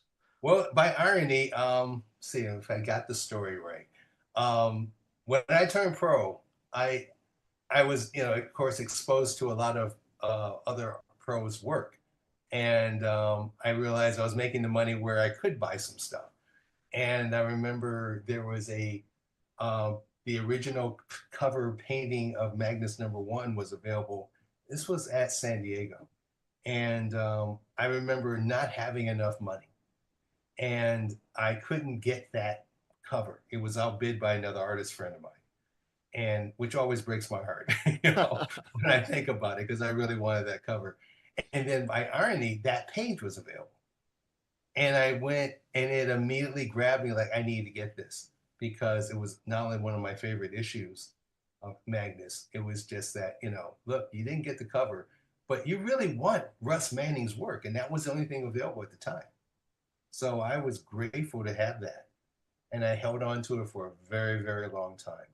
I'll put you on the spot just in case you remember what the price tag was when you bought it. I can tell you right off. The cover was the cover that I missed out was $100. All I had was 50, and the guy took 50 for the page. So it was like, okay, I was too short to get the cover, but I had just the right amount to get that page. And in the long run, I'm really happy I did. Indeed. I think you might have just heard a collective groan from everyone in the audience right now at those price tags. Oh, listen, there's a lot you can groan about. I mean, just the fact we could go to San Diego in one day back then, park and walk in, and you can't do that now. You know? And as a working artist, seeing how the prices have changed, yeah, there's a lot, you know, there's a lot to cry about. Well, Chuck, thanks again for taking the time. This was our first chance on here to talk about Manning, and also any comic published by Gold Key. So yeah, a double treat, and really appreciate you taking the time and walking us through this. No, thank you for having me. It's a pleasure to do that. I mean, Manning is still a huge influence on me. Well said by Chuck. Yeah, it's like Mr. Snorek said, he's a Detroit guy. So let me bring that Mr. Snorek in here. What are you wearing tonight? It's not it. What does it say? Forager. It's a somewhat local brewery. Okay. Good brewery. Great brewery. Great brewery. Otherwise, I wouldn't have the T-shirt. I get it. So if I were there, that's a place you would take me to for a beer? It'd be a little bit of a drive, but we could certainly go. Okay. Yeah. So what's new, man? You know, you picked up a few pieces, right? Oh. Yeah, let's get you over here. Oh yeah. That's new. That's the McNiven. Mm-hmm. Damn. He's dropping his Uzis, for God's sakes. Oh shoot, that's great. Yeah. So wow. Yeah, pretty happy about that. You couldn't wait till today to open that, could you? It showed up Saturday, and I ripped into it as soon as the FedEx guy put it in my hot hand. Yeah, I can imagine that. Well packaged by Heritage. Man alive, like a safe. Seriously? Yeah, it was worth great. Every penny. I know some people are like, they charge too much money for shipping, but I think that everything I've seen, they pack everything pretty well. The only thing I would say is that it's all cardboard. I mean, it's a lot of cardboard, but it's all cardboard. Like, I like a little, you got to have some kind of masonite. No masonite or anything in there. Wow. Okay. Huh. Yeah, you know what? Now that I think about that, Sienkiewicz piece that I got, like a couple years back, it came in like 3 layers on both sides of the art cardboard. Yeah. Okay, interesting. Well, congrats on that, Thank you. McNiven. That's Thank you. I great. just You put it on posted a cap. really nice. What did you post in your cap this week? It was Tommy Lee. Yeah, Edwards? Tommy Lee Edwards that I picked up at Heroes, and I posted my my auction win, the Jesse Lonergan like greaser Batman. Mm-hmm. Yep. So yeah, it's The Edwards a piece lot was of really art. nice. I almost picked it, and then I thought I can't Hmm. pick one of Chris's pieces for the No, show. everybody'd be Composite. It was great the chat would composition, just be though. rigged. Exactly. Jason, I bought one Bill Sienkiewicz piece and I wouldn't have gotten it if Kazra wouldn't have egged me on a little bit. And it's a But great one. I agree. I would have regretted. That would have been something I would have regretted a long time. So it's worth every penny. But yeah, that's probably my one and done Bill Sienkiewicz, unless I can get uh what was it? X-Men 160 with Ooh. the Dracula. Was it 160 or 162? I can't remember now. But You're either asking way, the wrong guy. I know the issue. I would take know a the page from story. that by Sienkiewicz and be pretty happy. Yeah. Yeah. All right. Well, cool. So nothing else. You haven't picked up anything else? Nothing else coming in? I bought something today. Yeah. Can't miss it. A week can't go by, right, without No, picking up a piece of art. somebody needs to throw a bag over my head and hit me with golf clubs or something. This has got to stop. I get it. I'm always looking. I always feel like I'm a buyer, even if I'm not. I went through the heritage stuff today, and there were a couple pieces I thought about. There was I'm not going to bid on it, Rich Cirillo, but on heritage, and I didn't pick it in the heritage picks that we're going to look at in a minute. But they actually have the complete color guides to Elementals #1, including the cover. Oh wow! Yeah, I think it might have said they're missing one page, but the cover looks beautiful because it even mentions it's all done in watercolor. I mean, it pops. It looks Wow, really you're nice. not gonna get it?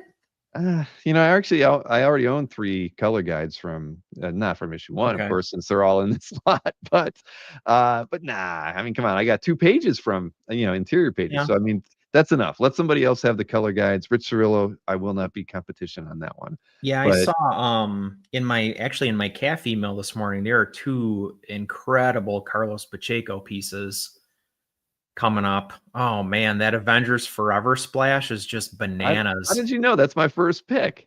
Oh, I love that's my favorite. I'm looking at it right now. Maybe not my favorite ever Marvel book, but it's right up there. Mm-hmm. Oh yeah, no, it's a great book, and the splash was freaking awesome. Just piles of characters on it. I love it. That's why Bill Raven's on there. Oh man. All right. Well, we might as well just dive into the heritage picks since there's no ambush bug. There is ambush bug in this auction. There was some interesting stuff in this auction too. I mean, it's always weird. Well, heritage, I don't know. This is the one where deals can be found. I'd shout it out to everybody right now because this happens every year, the week of San Diego. This weekly, the Wednesday auction with Heritage, usually people are tied up. They're not able to bid live. East Coasters are on the West Coasters. Time's all messed up. The auctions start closing. You're still doing preview night. And the next thing you know, it's over. So you figure Berkey he's not competing against you because he's picking up stuff regularly. All the people who are usually getting in your way, are not participating. Can we blow this one up? I'm gonna click on it right now. Worth a real man. Thunder, awesome? Crimson Dynamo. Come on. Yeah, this is freaking awesome. I couldn't pass this one up. Hack Avenue, love it. Yeah. This is beautiful. Probably my favorite piece in the auction this time around. And I even looked at everything this time. I made sure to check the illustration art and making sure I didn't miss anything. But yeah, there's a really killer FF splash from Pacheco and Marino too from their run. I guess I missed that one in the set. Okay.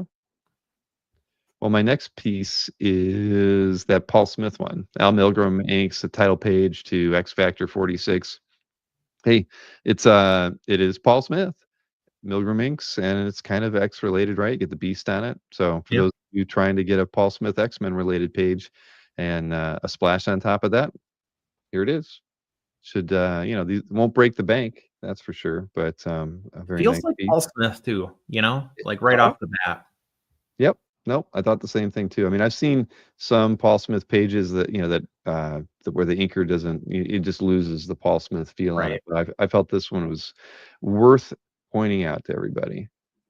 Then what was the next one? I don't know what the title. I have no idea what Adventure Man is. This is Terry and Rachel Dodson, but I just love the whole page layout on this thing. I think it's beautiful. I was I going to think say this well is rendered, and I a know that Matt means something Fraction different. creator-owned book. Is that what it is? I think so. But look at this. I mean, panel Yeah. to panel, I think this is just it's stellar. It's so well done. Man, I mean, great storytelling in this thing. So Adventure Man #1, page 44. So yeah, big book. And I would assume it's probably going to go for a modest price for It's those of beautiful. you. That top right panel is gorgeous. It is. I love it. I love breaking the border there. Yeah. I love the shadows on the door. Here in the fourth panel. I mean, all this is Yeah. just it's great storytelling. The Dodsons are rocking it out, says Stingray. Is it Kyle? I think it's New? Kyle, yeah. Okay, Kyle New, Justice League Dark variant cover. I love the rendering on this. I mean, the Mhm. composition's nice and everything, but I love the ink wash on it. Looks more like Copic, I guess, probably Yeah. than ink, but still, I mean, look how nice this thing is. For sure. And you get Detective Chimp. Come on, everybody. That is true. And he's That is- smoking. He can smoke because he's not human. There's probably no comics code violation right there. Right. No Casada code. Uh-huh.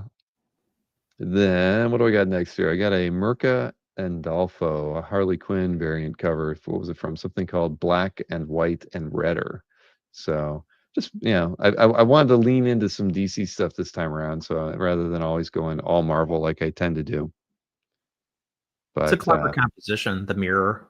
Yeah. Thought it was interesting. Then what did I go with here? I see another DC Martian Manhunter, Tom Mandrake. I like Mandrake stuff. Me too. There's just something dark and moody, and it always feels like it's a horror story, right? Yeah. What did you say? I didn't catch that. It's kind of Gene Colan-esque. Well, he definitely was influenced by him. I mean, it's straight up in his storytelling too. I mean, the way he's like bouncing around. I mean, yeah, totally. I like it though. Yeah. So Mandrake does some good work. Sorry, I always liked his take on Martian Manhunter too. So this is kind of cool because you get Spectre and Martian Manhunter on the same page. Mm-hmm. Is this a Hoarder's Hide special, Marcus? I know. I think Hoarder's Hide does like Martian Manhunter. Then Kaniga, Trent, right? Ghost Rider. I thought, I mean, if you're going to get something, you might as well go for a great Ghost Rider page. I know there's, for me, skulls on it, I'd have to pass, but I just thought this is awesome. It's Danny Mickey inks, right? Yeah. Look at that. Yeah, you definitely Danny Mickey inks, right? That's crazy. Wow. Yeah. Yep. Everybody, hashtag 250 gets you into the giveaway for a T-shirt. I feel like Jeff is gonna win. You think so? Jeff's got a chance. Yeah, maybe somebody might even pick the Snorek T-shirt. You never know. You ought to. Megan Hetrick on this one, a Marauders 26 cover. This is it's Emma Frost, obviously. I like Megan's work. I thought this was kind of very Art Nouveau kind of a feel for it. Yeah, but different. And I switched back to Marvel here. Sorry guys, but that's really clean, really nice. Yeah, I thought that was a good one. Now this next one's interesting. I had to pick it because it's an OAX artist. Gerhard Heavy Metal 283, The Smile of the Absent Cat. I have no idea what this is. 2 pages, page 2 and page 8 from the story. It's Gerhard, right? And I mean, I don't think in all the time I've gone through anything on Heritage, other than maybe seeing a little illustration, I don't think I've seen anything published outside of Cerebus stuff. So I don't know what this is from, but isn't that cool? I mean, I just thought it was. There was no way I couldn't feature it because I've never seen anything like it from Gerhard. I don't know. No, I mean, wow, and the tones. Isn't that awesome? Mm-hmm. I mean, I what is it? It's only got $10 on it, for crying out loud. I'm gonna throw some bids on it just to. I mean, this for as often as I've seen anything by Gerhard other than Cerebus stuff. I mean, that's published. This is rare. So, yeah. So Maureen's okay with cat murder, Cat murder's all right. Yeah. Okay. Yeah. There's no skulls in here, right? No, a little bit of Satanism going on there in that one tarot card, though, I guess. No. All right. Maybe I won't show it to her, but still, look at how awesome this is. It's incredible. I'm with you. I've never seen anything like it. Yeah, there you go. Daniel says, unretire Gerhard. I don't know if that's going to happen. Come off the bench. Yes, exactly. Cue the coyotes. It's funny. We have one cat still, and this is the time of year when we lost the other two last year, and something's definitely going on. The cat does not want to go outside. It's like she can tell something's up. So I don't know if there's like migratory. I had never heard of anything like that, but something definitely is going on outside. So I've been checking on the chickens a lot. Maybe there's something with a food source this time of year. Yeah. Believe it or not, we had a woman pull up to the house today that said she's been missing her cat for 3 weeks. No, I'm not lying.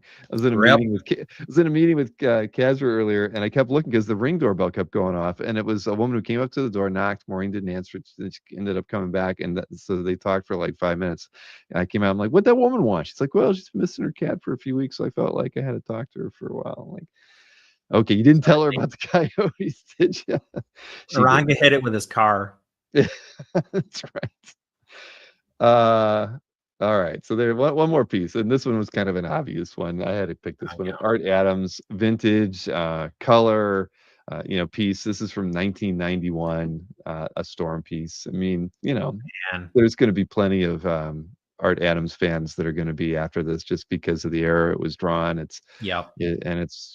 it's in color too. That's something you're going to get every day. Certainly you're not going to get that from Art these days, but it really looks the period, especially her face. Yeah. Definitely. So yeah, I was when I saw that, I'm like, yeah, I picked that one and set it aside. I knew I was going to get it no matter what, even if I went over 10. So there we go. That's my 10 Heritage picks for today. So good ones. Yeah. All right, so let me hide that. And then what we'll do is I'm going to show the EXP preview next. And then after that, we'll do the drawing for the giveaway. You see how you do it. Hashtag 250 gets you entered into the giveaway. There's only 58 people that have entered so far. There are 98 people watching right now. So 40 of you have not done this. You got about, let's see, how long is this one? 3 minutes and 48 seconds.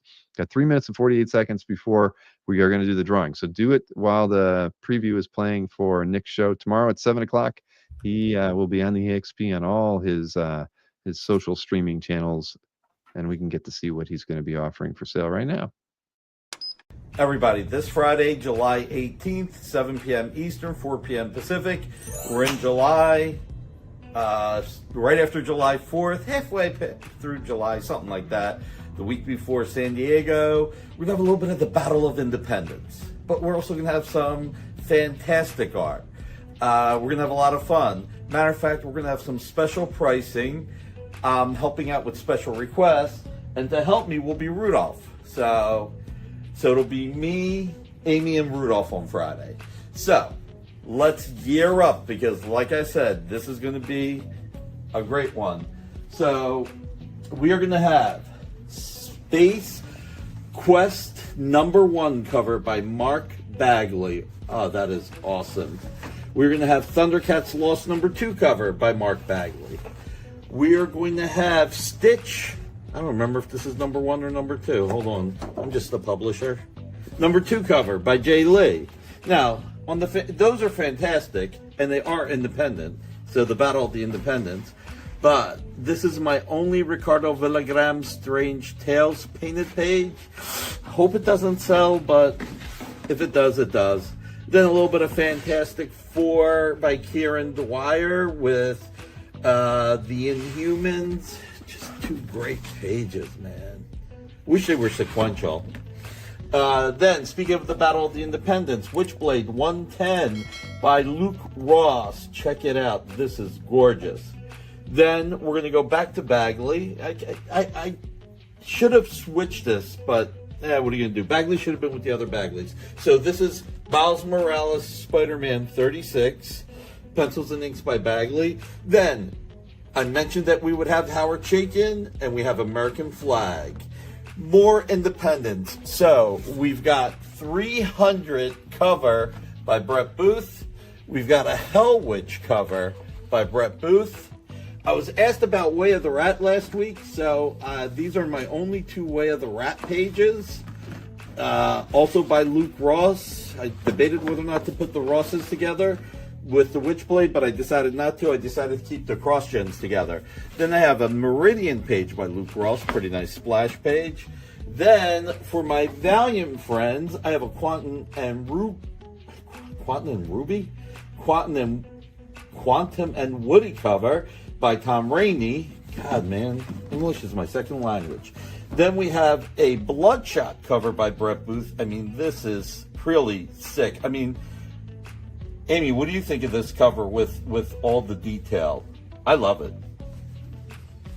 I think she likes it. She's kind of shaking her head. And then we have this Spawn 351 page 4 splash with the first appearance of Spawn's new costume. So this coming Friday, July 18th, 7 p.m. Eastern, 4 p.m. Pacific, the original art experience. And wherever you're watching this preview, please hit the thumbs up, whether you're watching it on Comic Art Live Recap or whether you're watching it, I don't know, on our YouTube page or Instagram or anywhere else. Hit that thumbs up, share with your friends. Not sure if there's going to be a show July 25th because I am supposed to be in San Diego, and we'll see if somebody can fill in, but this will be the show before San Diego. Man, I got a lot going on. Anyway, hit the thumbs up. I'll see you Friday at 7 o'clock. Have a great one.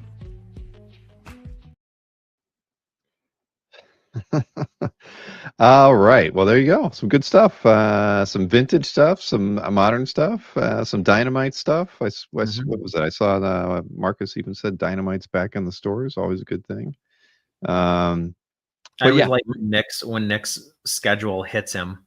He's like, I got a lot going on. Yeah. He seems to always have a lot going on. Yep. Let's see. So Nick Brucci, looks like a good show tomorrow, my friend. So let's see. And I think Nick will be in San Diego.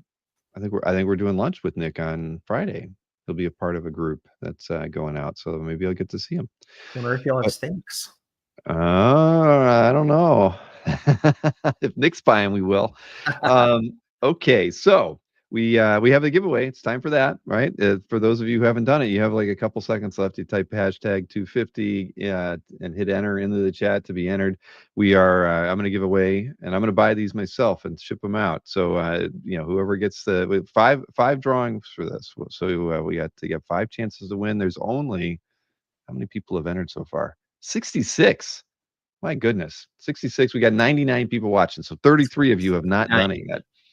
Right. And we're basically going to have it's a t-shirt giveaway. You pick the t-shirt off the TeePublic store. You tell me what color and size, and I will order it and ship it out to you. So there's Dueling Dealer stuff. Look, Mr. Snorek. There we go.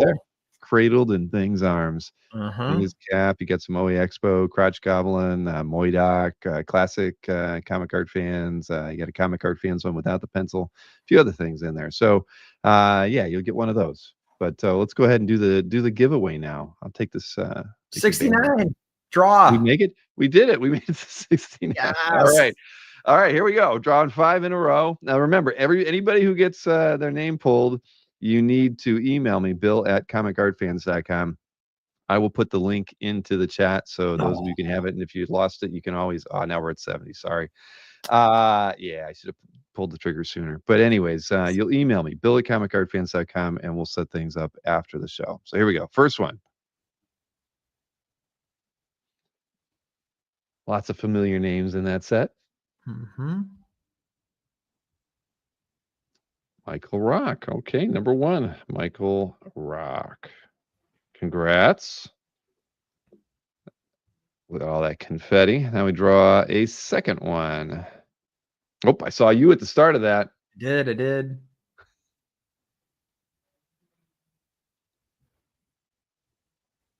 Shaggy Wong. Okay, Shaggy's gotten, I think, got drawn a couple times over the many times we've done a giveaway. But congrats, Shaggy.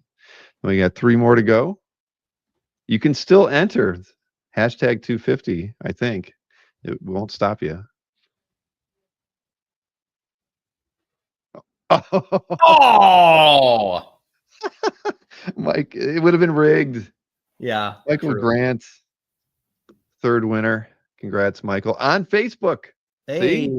We don't discriminate here between YouTube and Facebook. We got 101 people, 102 people watching right now. All right, 2 more winners we're going to draw.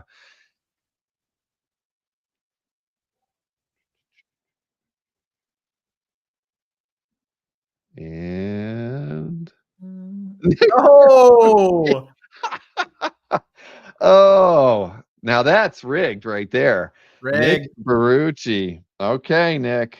Well, I know Nick wants a shirt with me on it, though. that may be true. That may be true. One more. But hey, I'm gonna get to know Nick's shirt size now. So all right, here we go. Last draw. Who will get the final shirt?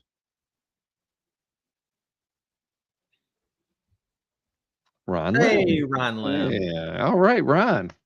Always good to see Ron in the chat. All right, everybody. So Shaggy, Michael, Nick, and Ron, you got to email me, bill@comicartfans.com. And for the sake of doing it, I'll even throw the link here in the chat as a little, if you want to just grab it from there. You can just go to the TeePublic store, pick a design, pick a shirt size and a color, and email me the specs. But you also have to give me your mailing address, because I'll just basically order it and ship it direct to you. So congrats to all our winners, and thank you. You got us to 250 episodes of this thing 5 years down the road, so we appreciate that. And let me go ahead and hide the screen. What have we learned in 250 episodes, Bill? Anything? Oh gosh, I don't know. What have we learned? I mean, there's just the appreciation. There you go. For not only the art, but for the camaraderie that surrounds this hobby. I think that's the biggest takeaways the last 5 years have shown me. Certainly, really. I mean, it's funny. I had a couple people text me earlier, kind of virtually high-fiving me 250 episodes, and and it really people who I met because of, particularly from doing the CAF update. Honestly, I've done interview shows with with Glenn and Will and Mike and whatever, and just been been doing those. But the thing is, it was the CAF update that kind of got me out there on my own and figuring out how to do the shows. That's when we did our first interview and everything. And a lot of those early CAF updates were half interview, half talking about CAF. So yeah. All right. So it's great. Yeah. So the next 5 years and 250 episodes down. I learned how to appreciate Bob Kane. You're right, Marcus. That was a new one though. Tony says the art market is unpredictable. Yeah, we've learned that over these 5 years too. That is very true. Oh man. All right, let's get on with the CAF update part here, so we can get onto our picks. So I'll just do these ones really quick. As far as the dealers had a very pathetic week this past week. They only sold $131,000, 131, with Felix making up 100 of that. What was going on? Isn't that weird? No, maybe that number's not right. That can't be right. I'm sure Colin's going, no, Bill, that's not right. You got the wrong one. Let me see. Let me look at the numbers here. I'm probably got it. Okay, that was last week's numbers, but the 130 is actually accurate. Albert did 43 and Berkey did 47. And then the rest, everybody's around 10,000 or less. And yeah, the numbers were from last week with that. So yeah, $131,000 This is after the 4th of July. I could have seen it, if it was a holiday week, but it seems like they extended their holiday a little bit longer than they should have. But let's take a look at the top 6 sales from dealers last week. And we are starting off with, as usual, a Batman Hush 2 page. Jim Lee, Scott Williams, sold by Albert, $15,000 on that one. So that's issue 159, page 6, by the way. Free anatomy lesson. Yeah. A good Joker there. Looks like he's dead in the last panel. Then we have Tatiana, number 2. Congrats, Tatiana. This was sold for $10,000. Star Wars 64 cover by Adi Granav. Very nicely done.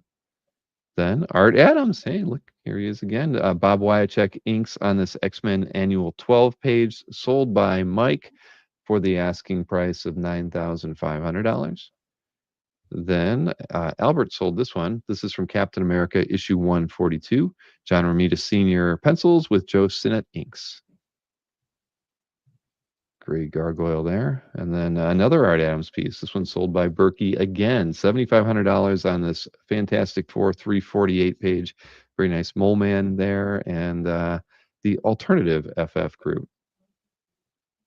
Oh, wait, another Art. Is that right? Art Adams, Al Milgram X Factor 42 page.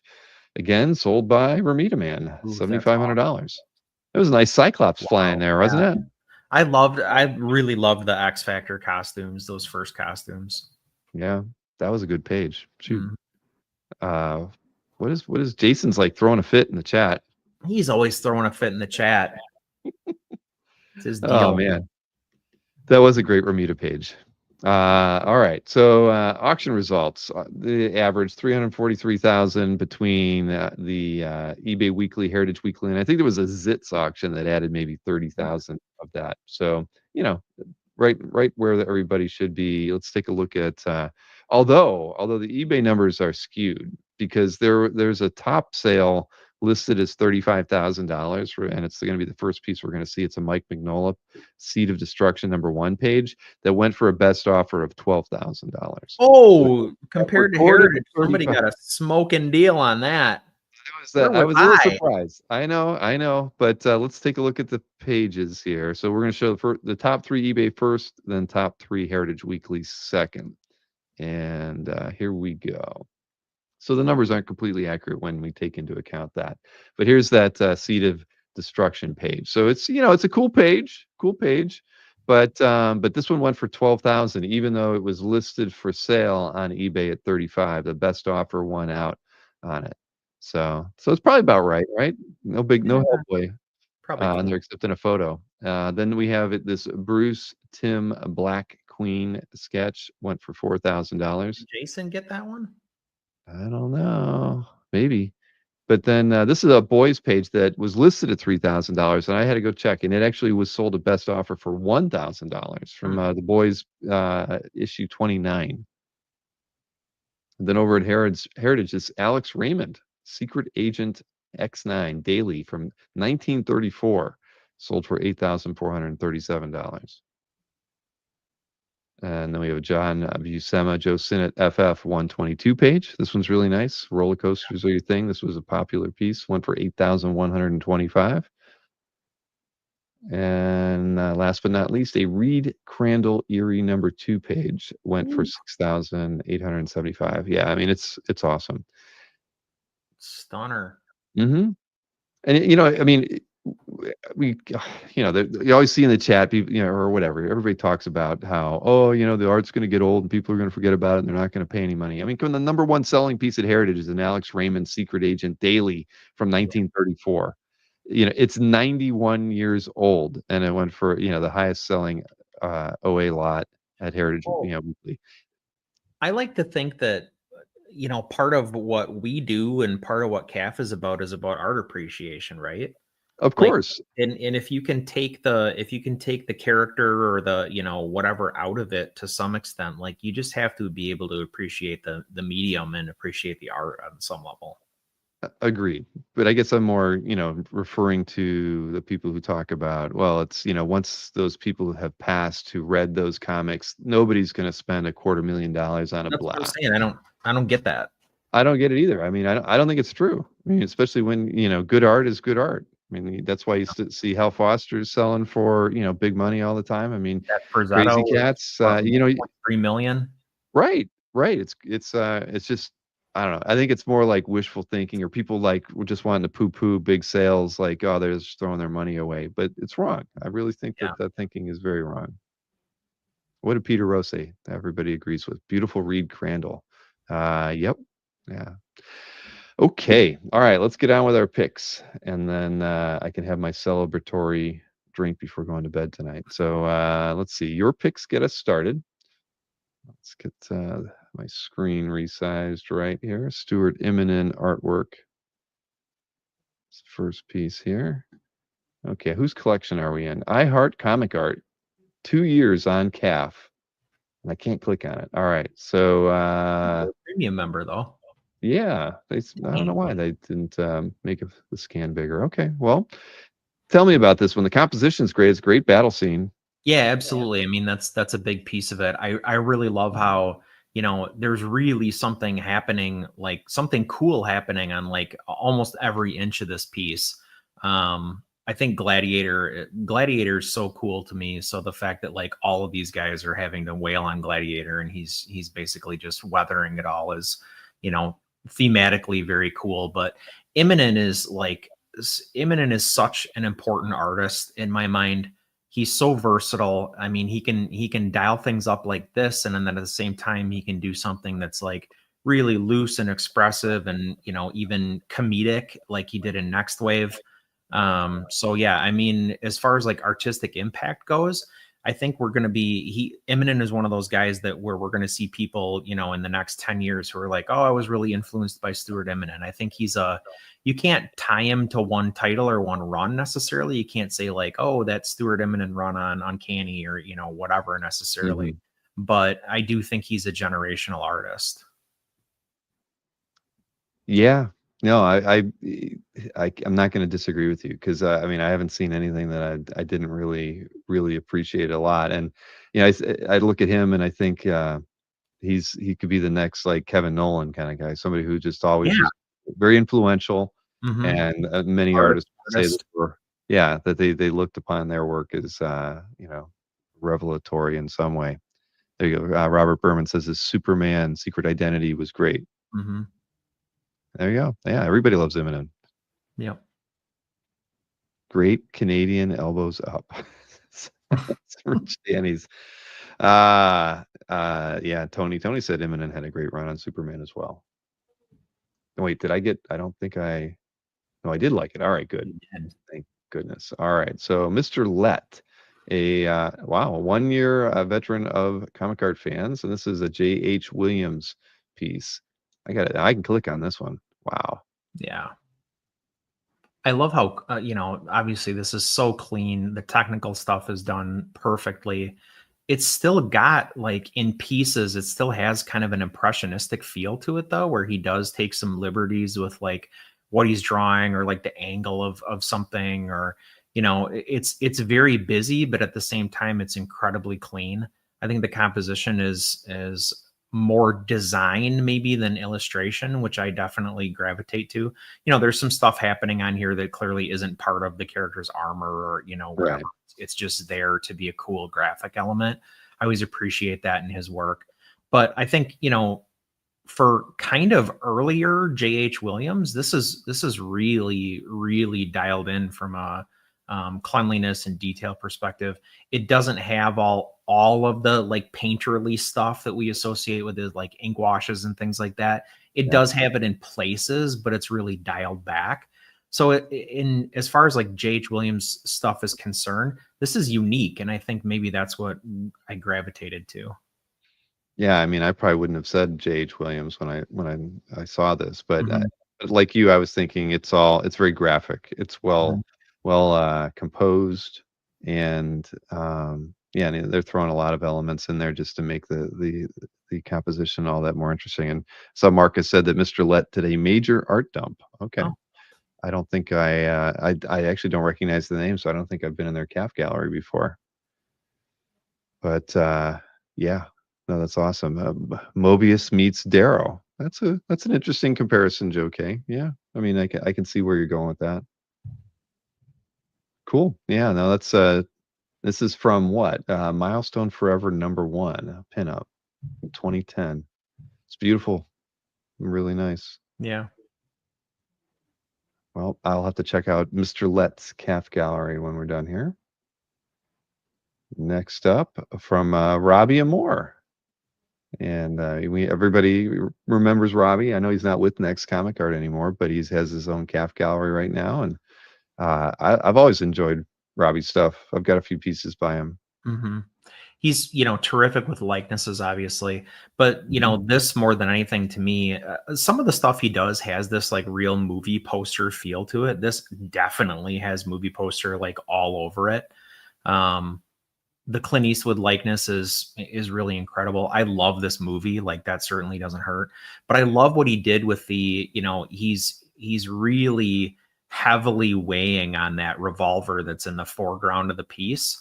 And then it really cleverly counterbalances like the entire rest of the image. Like visually, it does something cool where you've got like the revolvers are kind of framing Clint's face a little bit, but it's still like your eye goes right to that, that forward facing piece. Mm-hmm. Yeah. No, it's well drawn too. I mean, Robbie's, I love his pencil stuff. His color stuff is good too, but I love the pencil only pieces. This one's so nice. And you're right, he gets a likeness down perfect. Yeah. And he's got to be like a student of Struzan as far as like looking at compositions and things. So definitely very nice. So yeah, if you haven't started following Robbie's calf gallery, you should. I know he's a premium member now, and he's promoting his art sales and through the site. So I'd encourage everybody to do that. And Nick Rucci says we only need one more like on the show to hit 75. So somebody needs to do that. We got 105 people watching. So I know we can cross that 75 threshold easy. And if you don't like it, pretend. Just click it anyway. That's right. Please do. Let's see here. I got my like on that one. And next up, Daniel Ashton's calf gallery. I know we've seen a few things from his calf gallery before. I think he leans into the UK artwork. And here we have a nice Colin Wilson 2000 AD page with Dredd all over, it looks like. And that lovely magazine format, a little bit wider than we're used to. I just one of the things that always attracts me to the artwork is just more square. Yeah, exactly. So this is a very nice page. I'll talk about Colin Wilson like pretty much anytime I get. Unfortunately, we don't see a lot of Colin Wilson artwork get posted. Mm-hmm.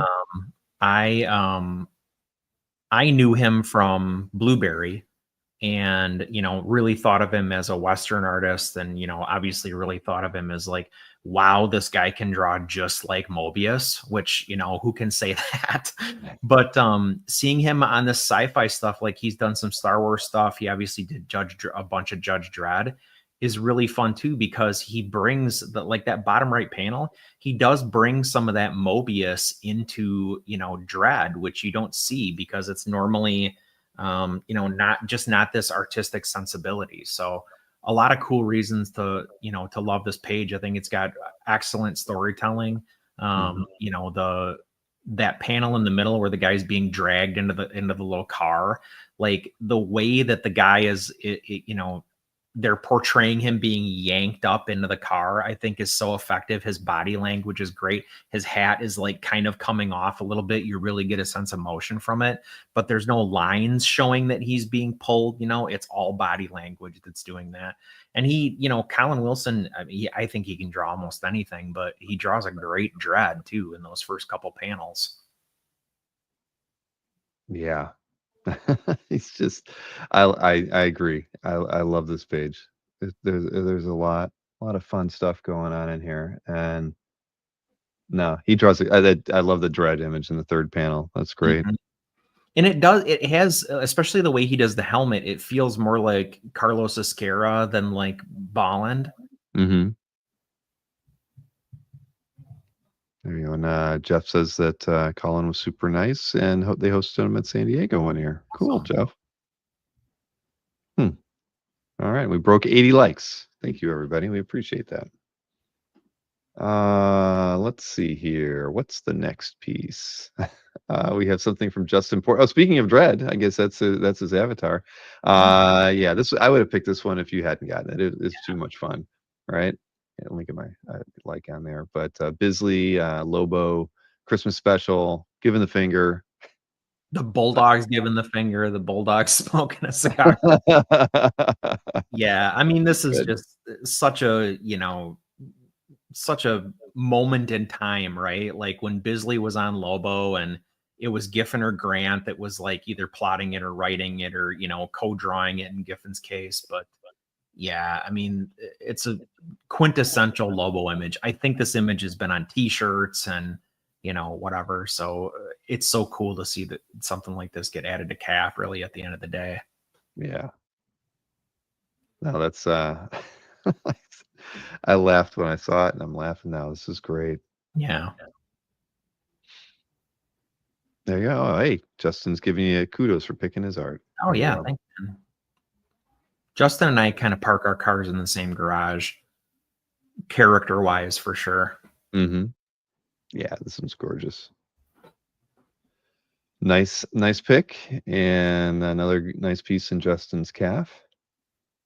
Now, Tim Truman, Jonah Hex. Yeah.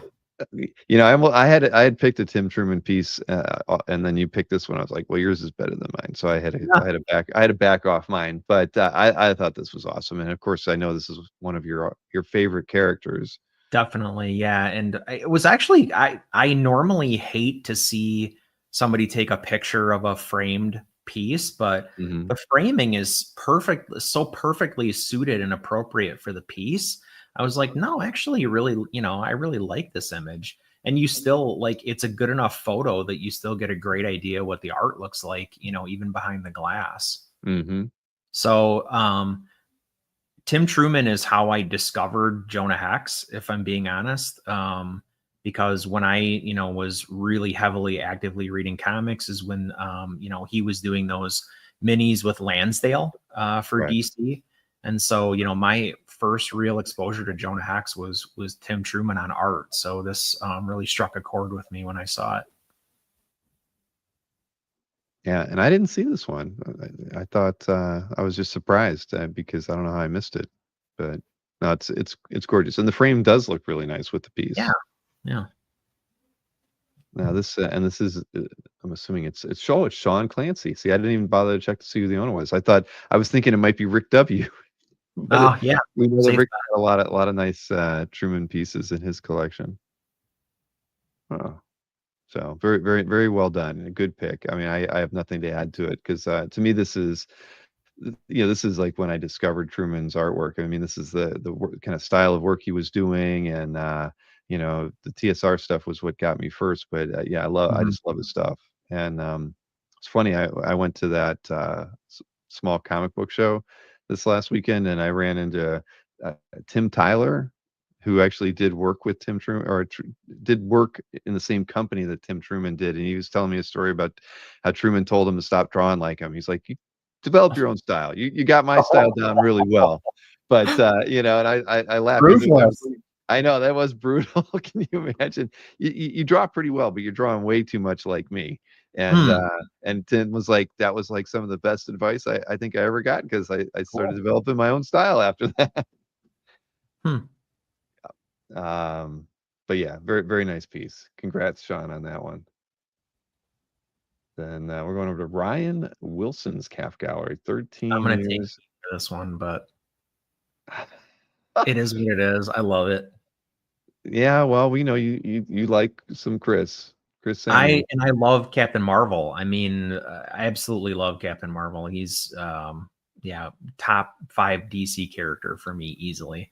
But so you put one of my favorite characters and one of my favorite artists together, I kind of have to pick it based on that. But I mean, besides that, like Somni's, like, his style is so perfect for a character like Captain Marvel, or for a character like Superman or Batman or whatever, somebody who's got a very silver agey, golden agey look or costume, or whatever, that really up until not all that long ago Cap's costume just didn't change. And I think that's one of the best things about this particular illustration is he leans into all of that,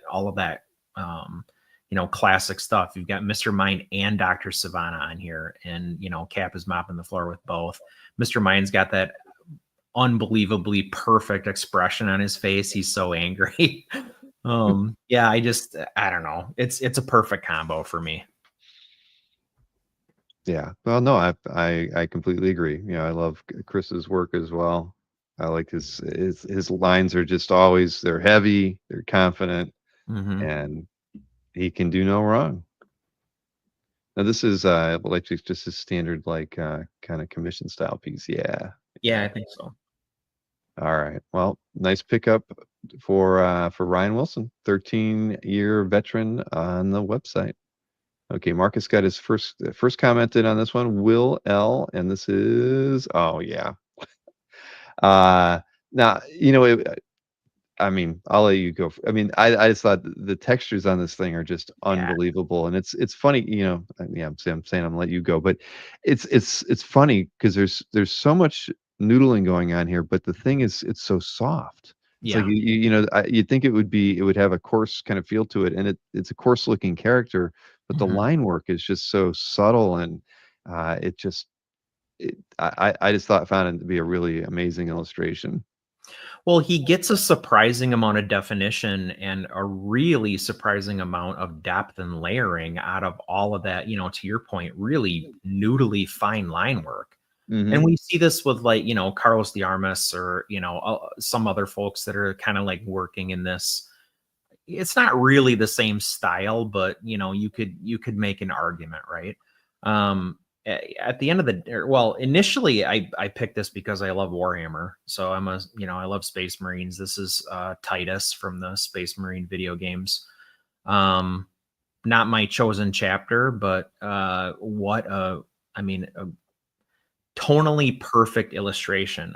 What I thought when I saw this was this would be very at home in a Games Workshop Space Marine Codex or something like that. It would actually be perfect for that. It would probably be painted. It wouldn't be in black and white. But I don't know. It doesn't have a lot of the mechanical stuff, like really, really tightly rendered, like I would associate with, you got to think like this is armor, right? But it gives it that almost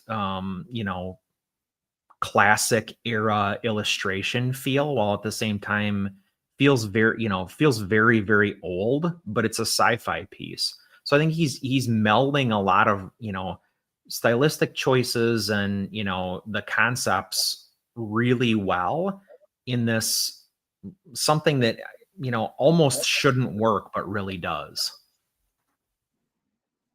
Let's see. What was this Heroes sketchbook? Oh, okay. So we get the original.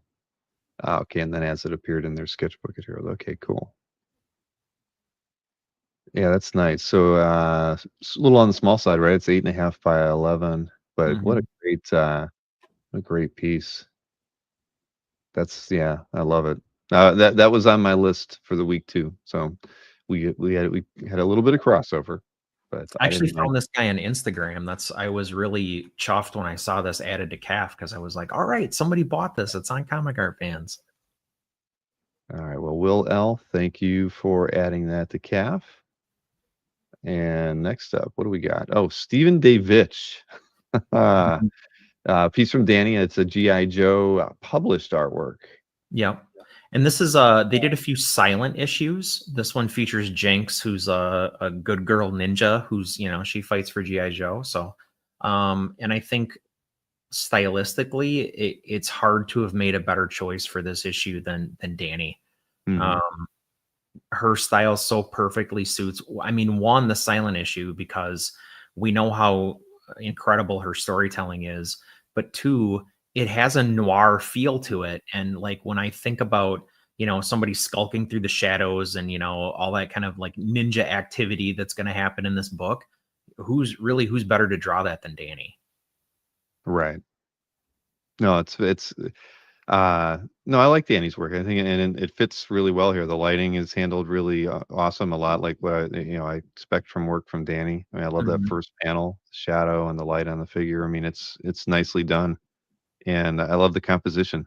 And it's cool. Everybody who's met Dave Itch does not forget Dave Itch. I had dinner with him. It's a real experience. It is. He's a cut up. Yeah. I look forward to the day when he brings his son with him to an OAX or whatever event, because yeah, I can only imagine they're a cut up together. You remember when I interviewed him? He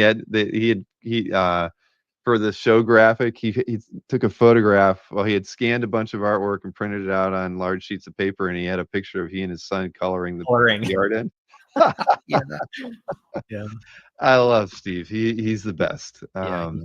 Yeah, he's awesome. But anyways, great. This is a great piece. Steve always gets. I mean, he's got a very interesting collection. He clearly leans into some obscure late '70s, early '80s stuff, but then he picks up stuff like this too. So I follow his calf, and I'm always very interested to see what he picks up, because I tend to like it. He likes the Human Fly as a character. I mean, come on, what a crazy Marvel character, right? Well, he and I are pretty close to the same age. He's a little bit older than me, so I have a feeling that this was more about the fact that this piece is G.I. Joe maybe than anything. Stingray says Dave Itch is my Stingray buddy. That Stingray means a whole different thing after Tuesday's interview with Tyler. Yeah. Oh man. Last but not least, for me, Chris, what do we got here? This is in whose calf gallery? Tom Smithyman. Tom's got definitely a very interesting collection. He was at the first OAX, right? I believe. And so Tedesco, color piece. This is so, I guess when I think of Tedesco, this was a little bit, I don't want to say jarring. It was a little bit like outside of what I expected to see from them. I think more than anything, what drew me to this is the fact that the palette is so limited. And at the same time, there's so much contrast here. He played so much with the hues of, really that blue, gray, and gray palette, that he was able to achieve this. Honestly, he could, outside of the face, he could have done this with like three pools of paint, right? Like 3 colors. Yeah. And that kind of, mastery of color, one, is impressive, but 2, it's so cool to me to see the separation that he got while maintaining that same palette. The tones here really drive this whole piece. I mean, the cape is so dark. It's really moody. The background is, it's not nothing, but it's kind of nothing. It's like smoke and fog and whatever. I love the fact that he chose to like contain that all within that rectangle, and Batman is like breaking that plane. I think that's really effective, especially because he cuts the cape off, but he leaves the legs below. I think that was a cool, compositional choice for sure. I guess really, I love the costume design maybe more than anything, because this isn't like a clear cut, oh, this is like what he wore from, Detective 27 until, Batman #1 came out or whatever. This is kind of like his version of that era. Right. And the fact that like he didn't go with yellow on the utility belt, or he didn't do the oval, or he didn't do the purple gloves, or, all the different things he probably could have done, but he maintains this, this very simple palette, and it's all blue and blue gray. I don't know. I thought this was terrific in so many ways. Yeah, I like it too. It's almost like he's stepping through a window or something like that, to crop the cape. But yeah, compositionally, there's just a lot to love on it, and I like the fact that the cape is cut off like that. I think it's a smart design element. So he's framing the character without, whatever. I mean, I love it. I think it's fantastic. Tom's he's got a kind of like eclectic taste. He picks up a lot of stuff from interesting artists, and I mean, this is just Tedesco just does a fantastic job on this piece. Yeah. No tabs. You're right. He doesn't. No 2-pack, 6-pack, nothing Got there. the midline. Yeah. And #1 Marvel fan says Rob Hughes would love this. Rob probably would. He kind of likes that era of Batman. Very nice, very nicely done. Okay, that's yours. I can show off mine. You knew I was going to pick the Dave Cockrum page. Absolutely. Yep. I have to. I mean, come on. I have to keep reminding everybody how great Dave Cockrum was on. These are supposed to be what we liked the most. Yeah. This and there were other ones. I mean, Brian Peck had that really. He got the Cyclops and Storm in the Danger Room piece that was posted last week too. That was a really nice one. So I kind of like went back and forth between the two. I just thought I liked this story more, and I just thought that's a little bit more. It was more of a dynamic page than what was going on in the. Yay X-Men, says James Dornoff. Yeah, another X-Men fan in there. You never look at enough X-Men art on the channel. But yeah, no, again, the nostalgic pick. But when I because this is the stuff that I started reading Uncanny like right around issue 130. So I was coming in at the in the last year, Burns' work on it. So for me, Cockrum is still to this day to me is like he's got an edge on Byrne in some ways because of just from that tugging at my heartstrings when I see the art. And I think it always will. And so this was such a great issue, Storm and Doom, and yeah. Doom smiting Moby is nice. Yeah. Thank you, Marcus. Yes, I'm second run Cockrum. What do you want me to say? Anyway, good piece. And Tony S. Calf Gallery. And wait a minute. Oh, I did like that one. Okay. And a lot of times, it's Dave Cockrum did personalize a lot of the pieces of art. So there you go. It says to Mary Ann. So I see that a lot in his stuff. The lower left panel is so good. It is, and it's got some zip on there too, right? I didn't really. Rubenstein did not hurt this at all. No, not at all. Yeah, that's a great page. What do I got next? Oh, I picked it quietly. This is a Chuck Arnold pick. I forget who's we in. Oh, JD. All right. So I just thought it was, just rather nonchalant in the description. With the release of the new Superman movie, thought it was the right time to post this. The series was one of the best Superman stories of all time. Happy to own one of the 12 covers. I mean, yeah, I saw that. Sure. I just think Chuck Arnold immediately, and I'm like, there's just no way. I know if Chuck was here, he would have picked this one. Yeah. So this is a Chuck Arnold pick, and that's. I mean, when he.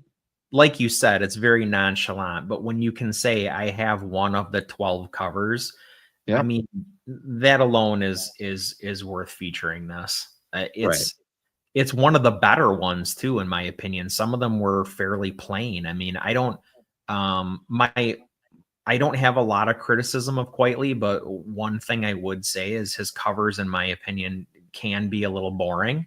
Mm-hmm. This isn't boring. This is provocative. Like you want to know what's happening in this book.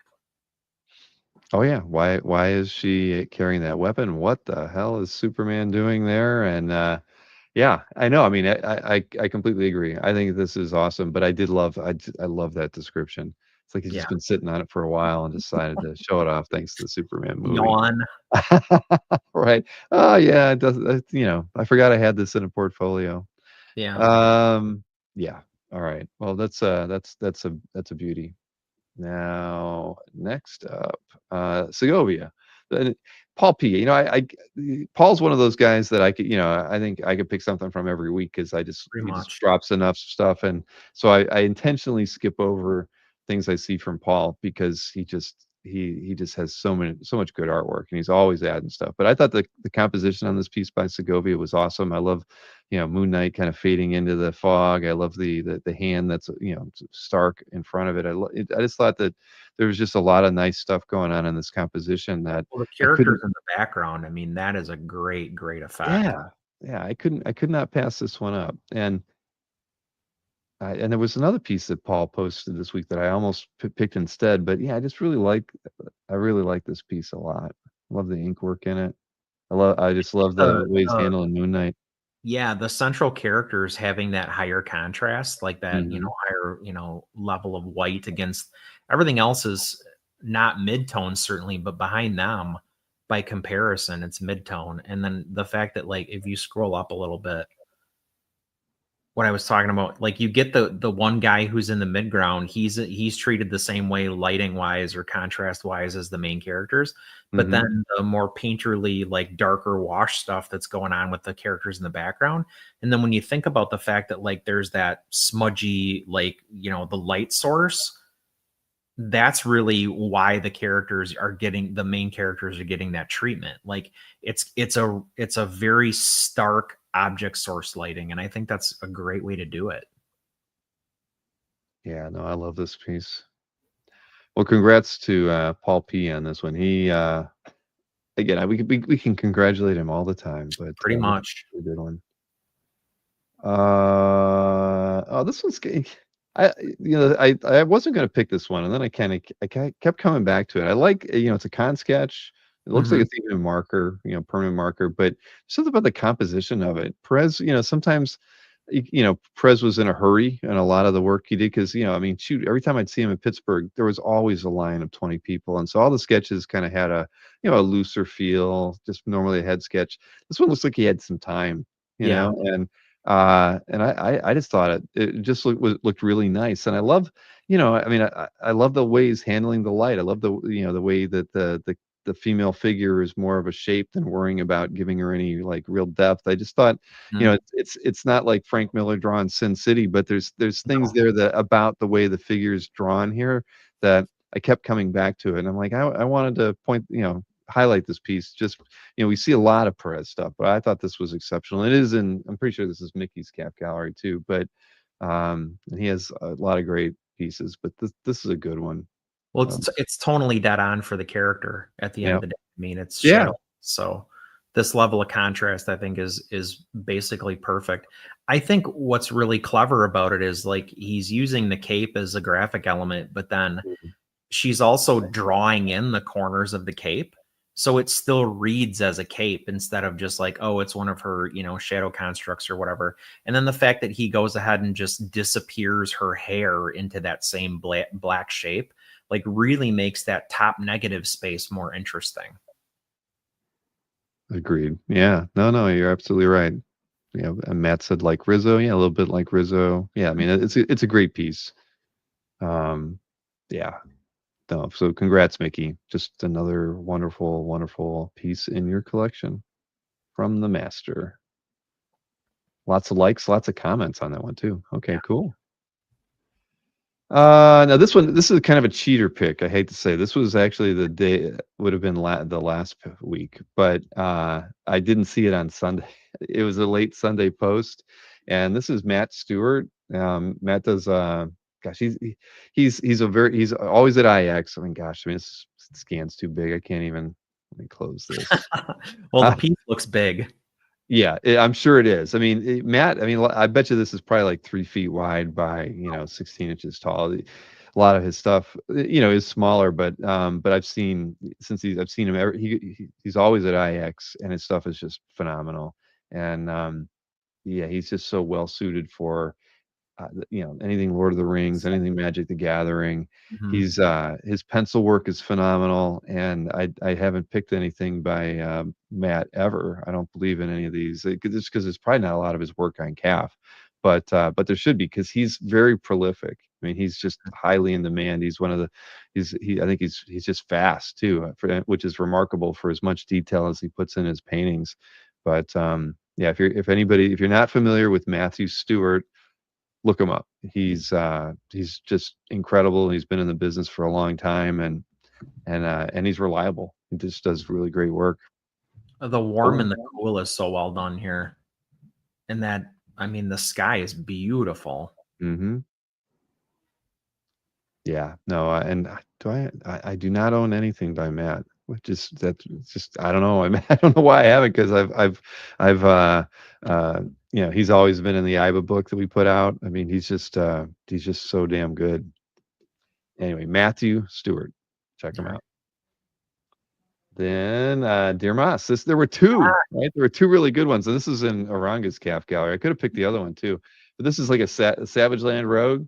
I don't know. I mean, the other piece was really nice too. I can't remember exactly what it was, but I kept coming back to this one. It's just too good. Insane. What's that? This is insane, isn't it? Wow. I mean, you got Magneto, you got Rogue, you got Zabu, you got some you got some dinosaurs. I mean, holy smokes! I love Zabu's face. I know the look on the piece. I know he's looking. Yeah, exactly. He wants a chunk of Magneto's ass. He does. He does. Look at this thing though. Damn it. It's Yeah. crazy how much details are in here. Ah, I didn't even notice the pterodactyls. I mean, ah, man, this is just great.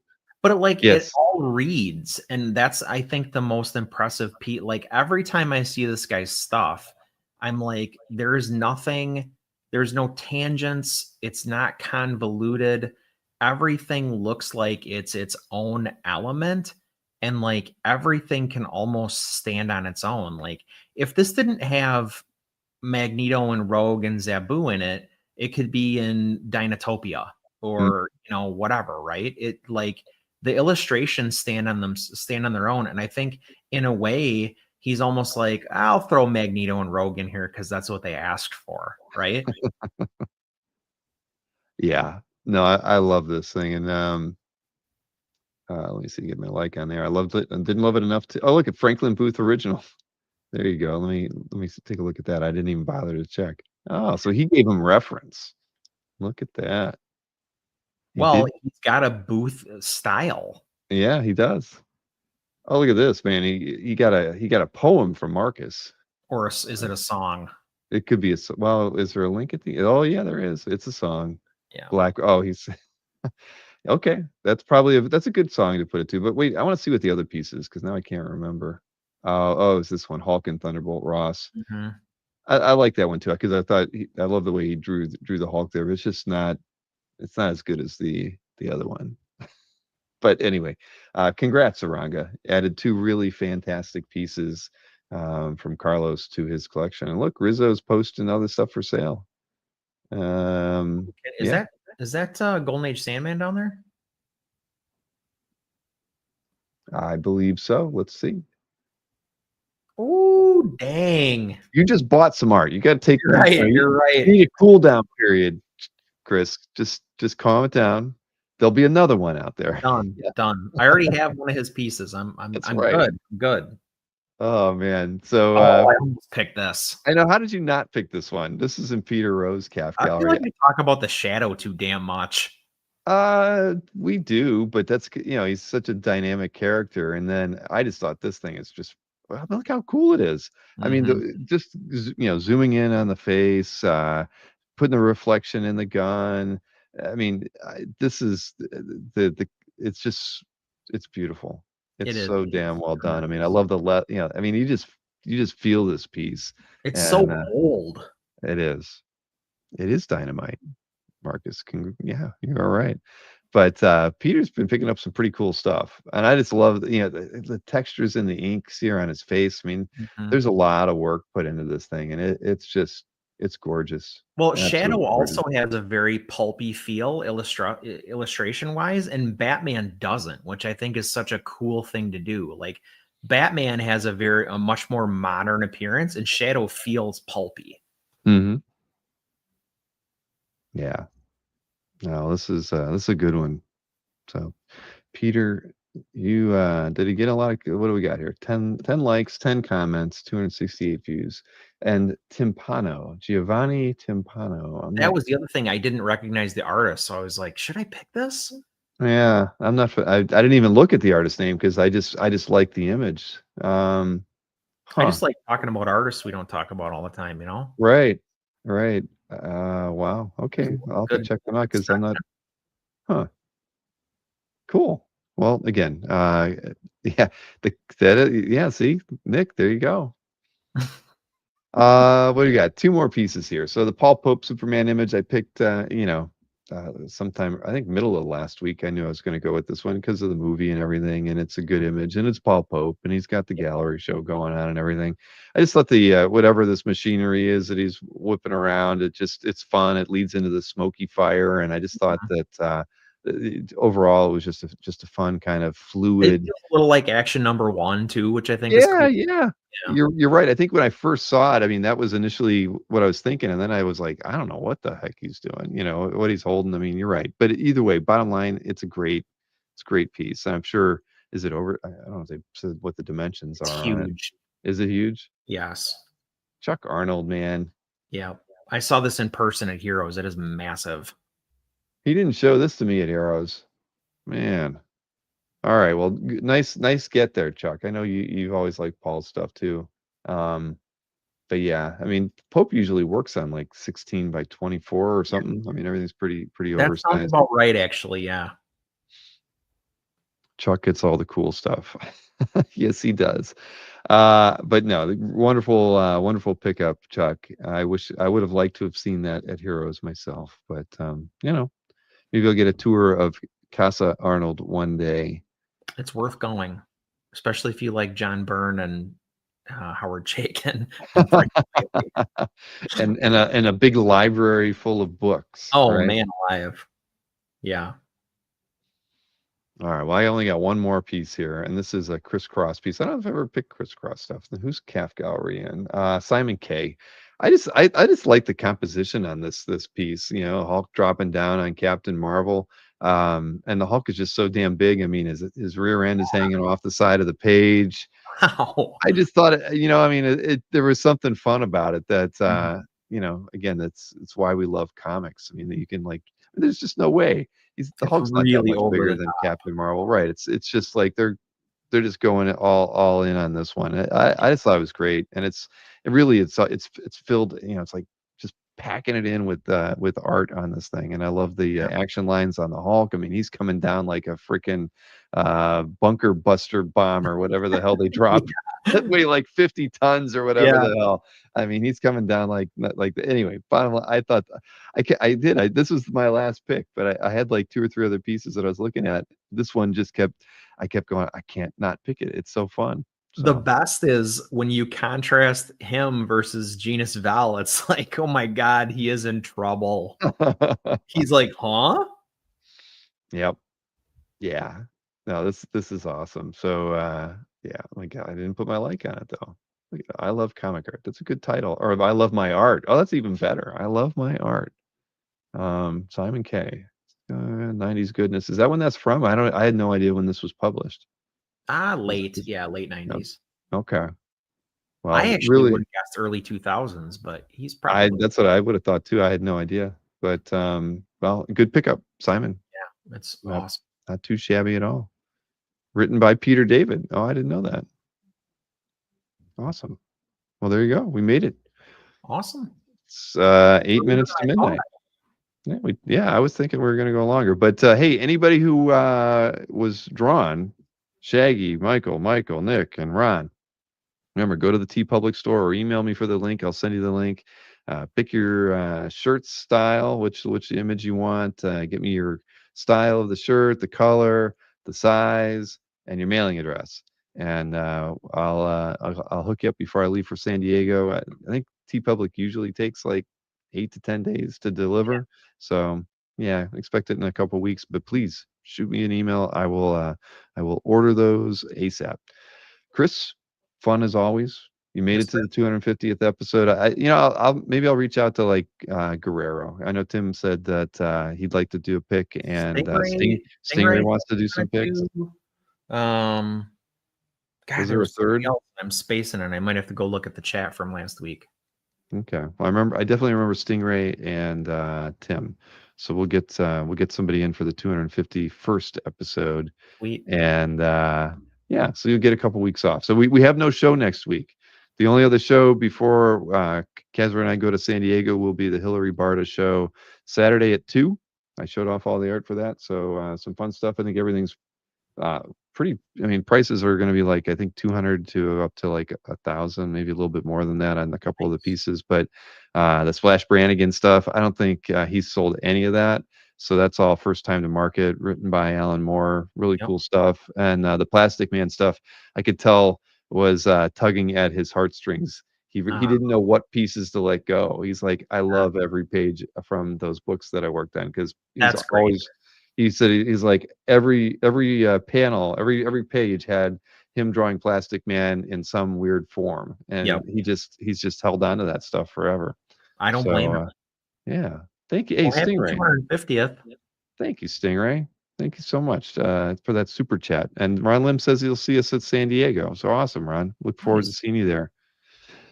James Dornoff. Yeah, it's we did it. 250 episodes is a lot of work to do a weekly show that it's evolved with all of you. So who knows where we'll be 250 more episodes in, but sure I'll be we'll all be dead. having a good time. You'll be dead. I know you'll have a lot more comic art by that time. Shut up, Bill. All right, everybody. Listen, thank you for hanging out with us on this wonderful evening on this great show, and we appreciate everything that the time you spend here with us and the things you contribute in the chat really mean a lot to all of us at the CAF Plus channel here and the Comic Art Fans website. The whole team appreciates your support. So enjoy. I'll see you Saturday. And for those of you going to San Diego, please look Kazra and I up. We'll probably be, we're going to be we'll probably be all over the place, but stop at like Berkey and Mark Hayes booths. We'll probably be there a couple times during the day. Probably see you one way or another during the show. Have a great evening, and we'll talk to you again soon.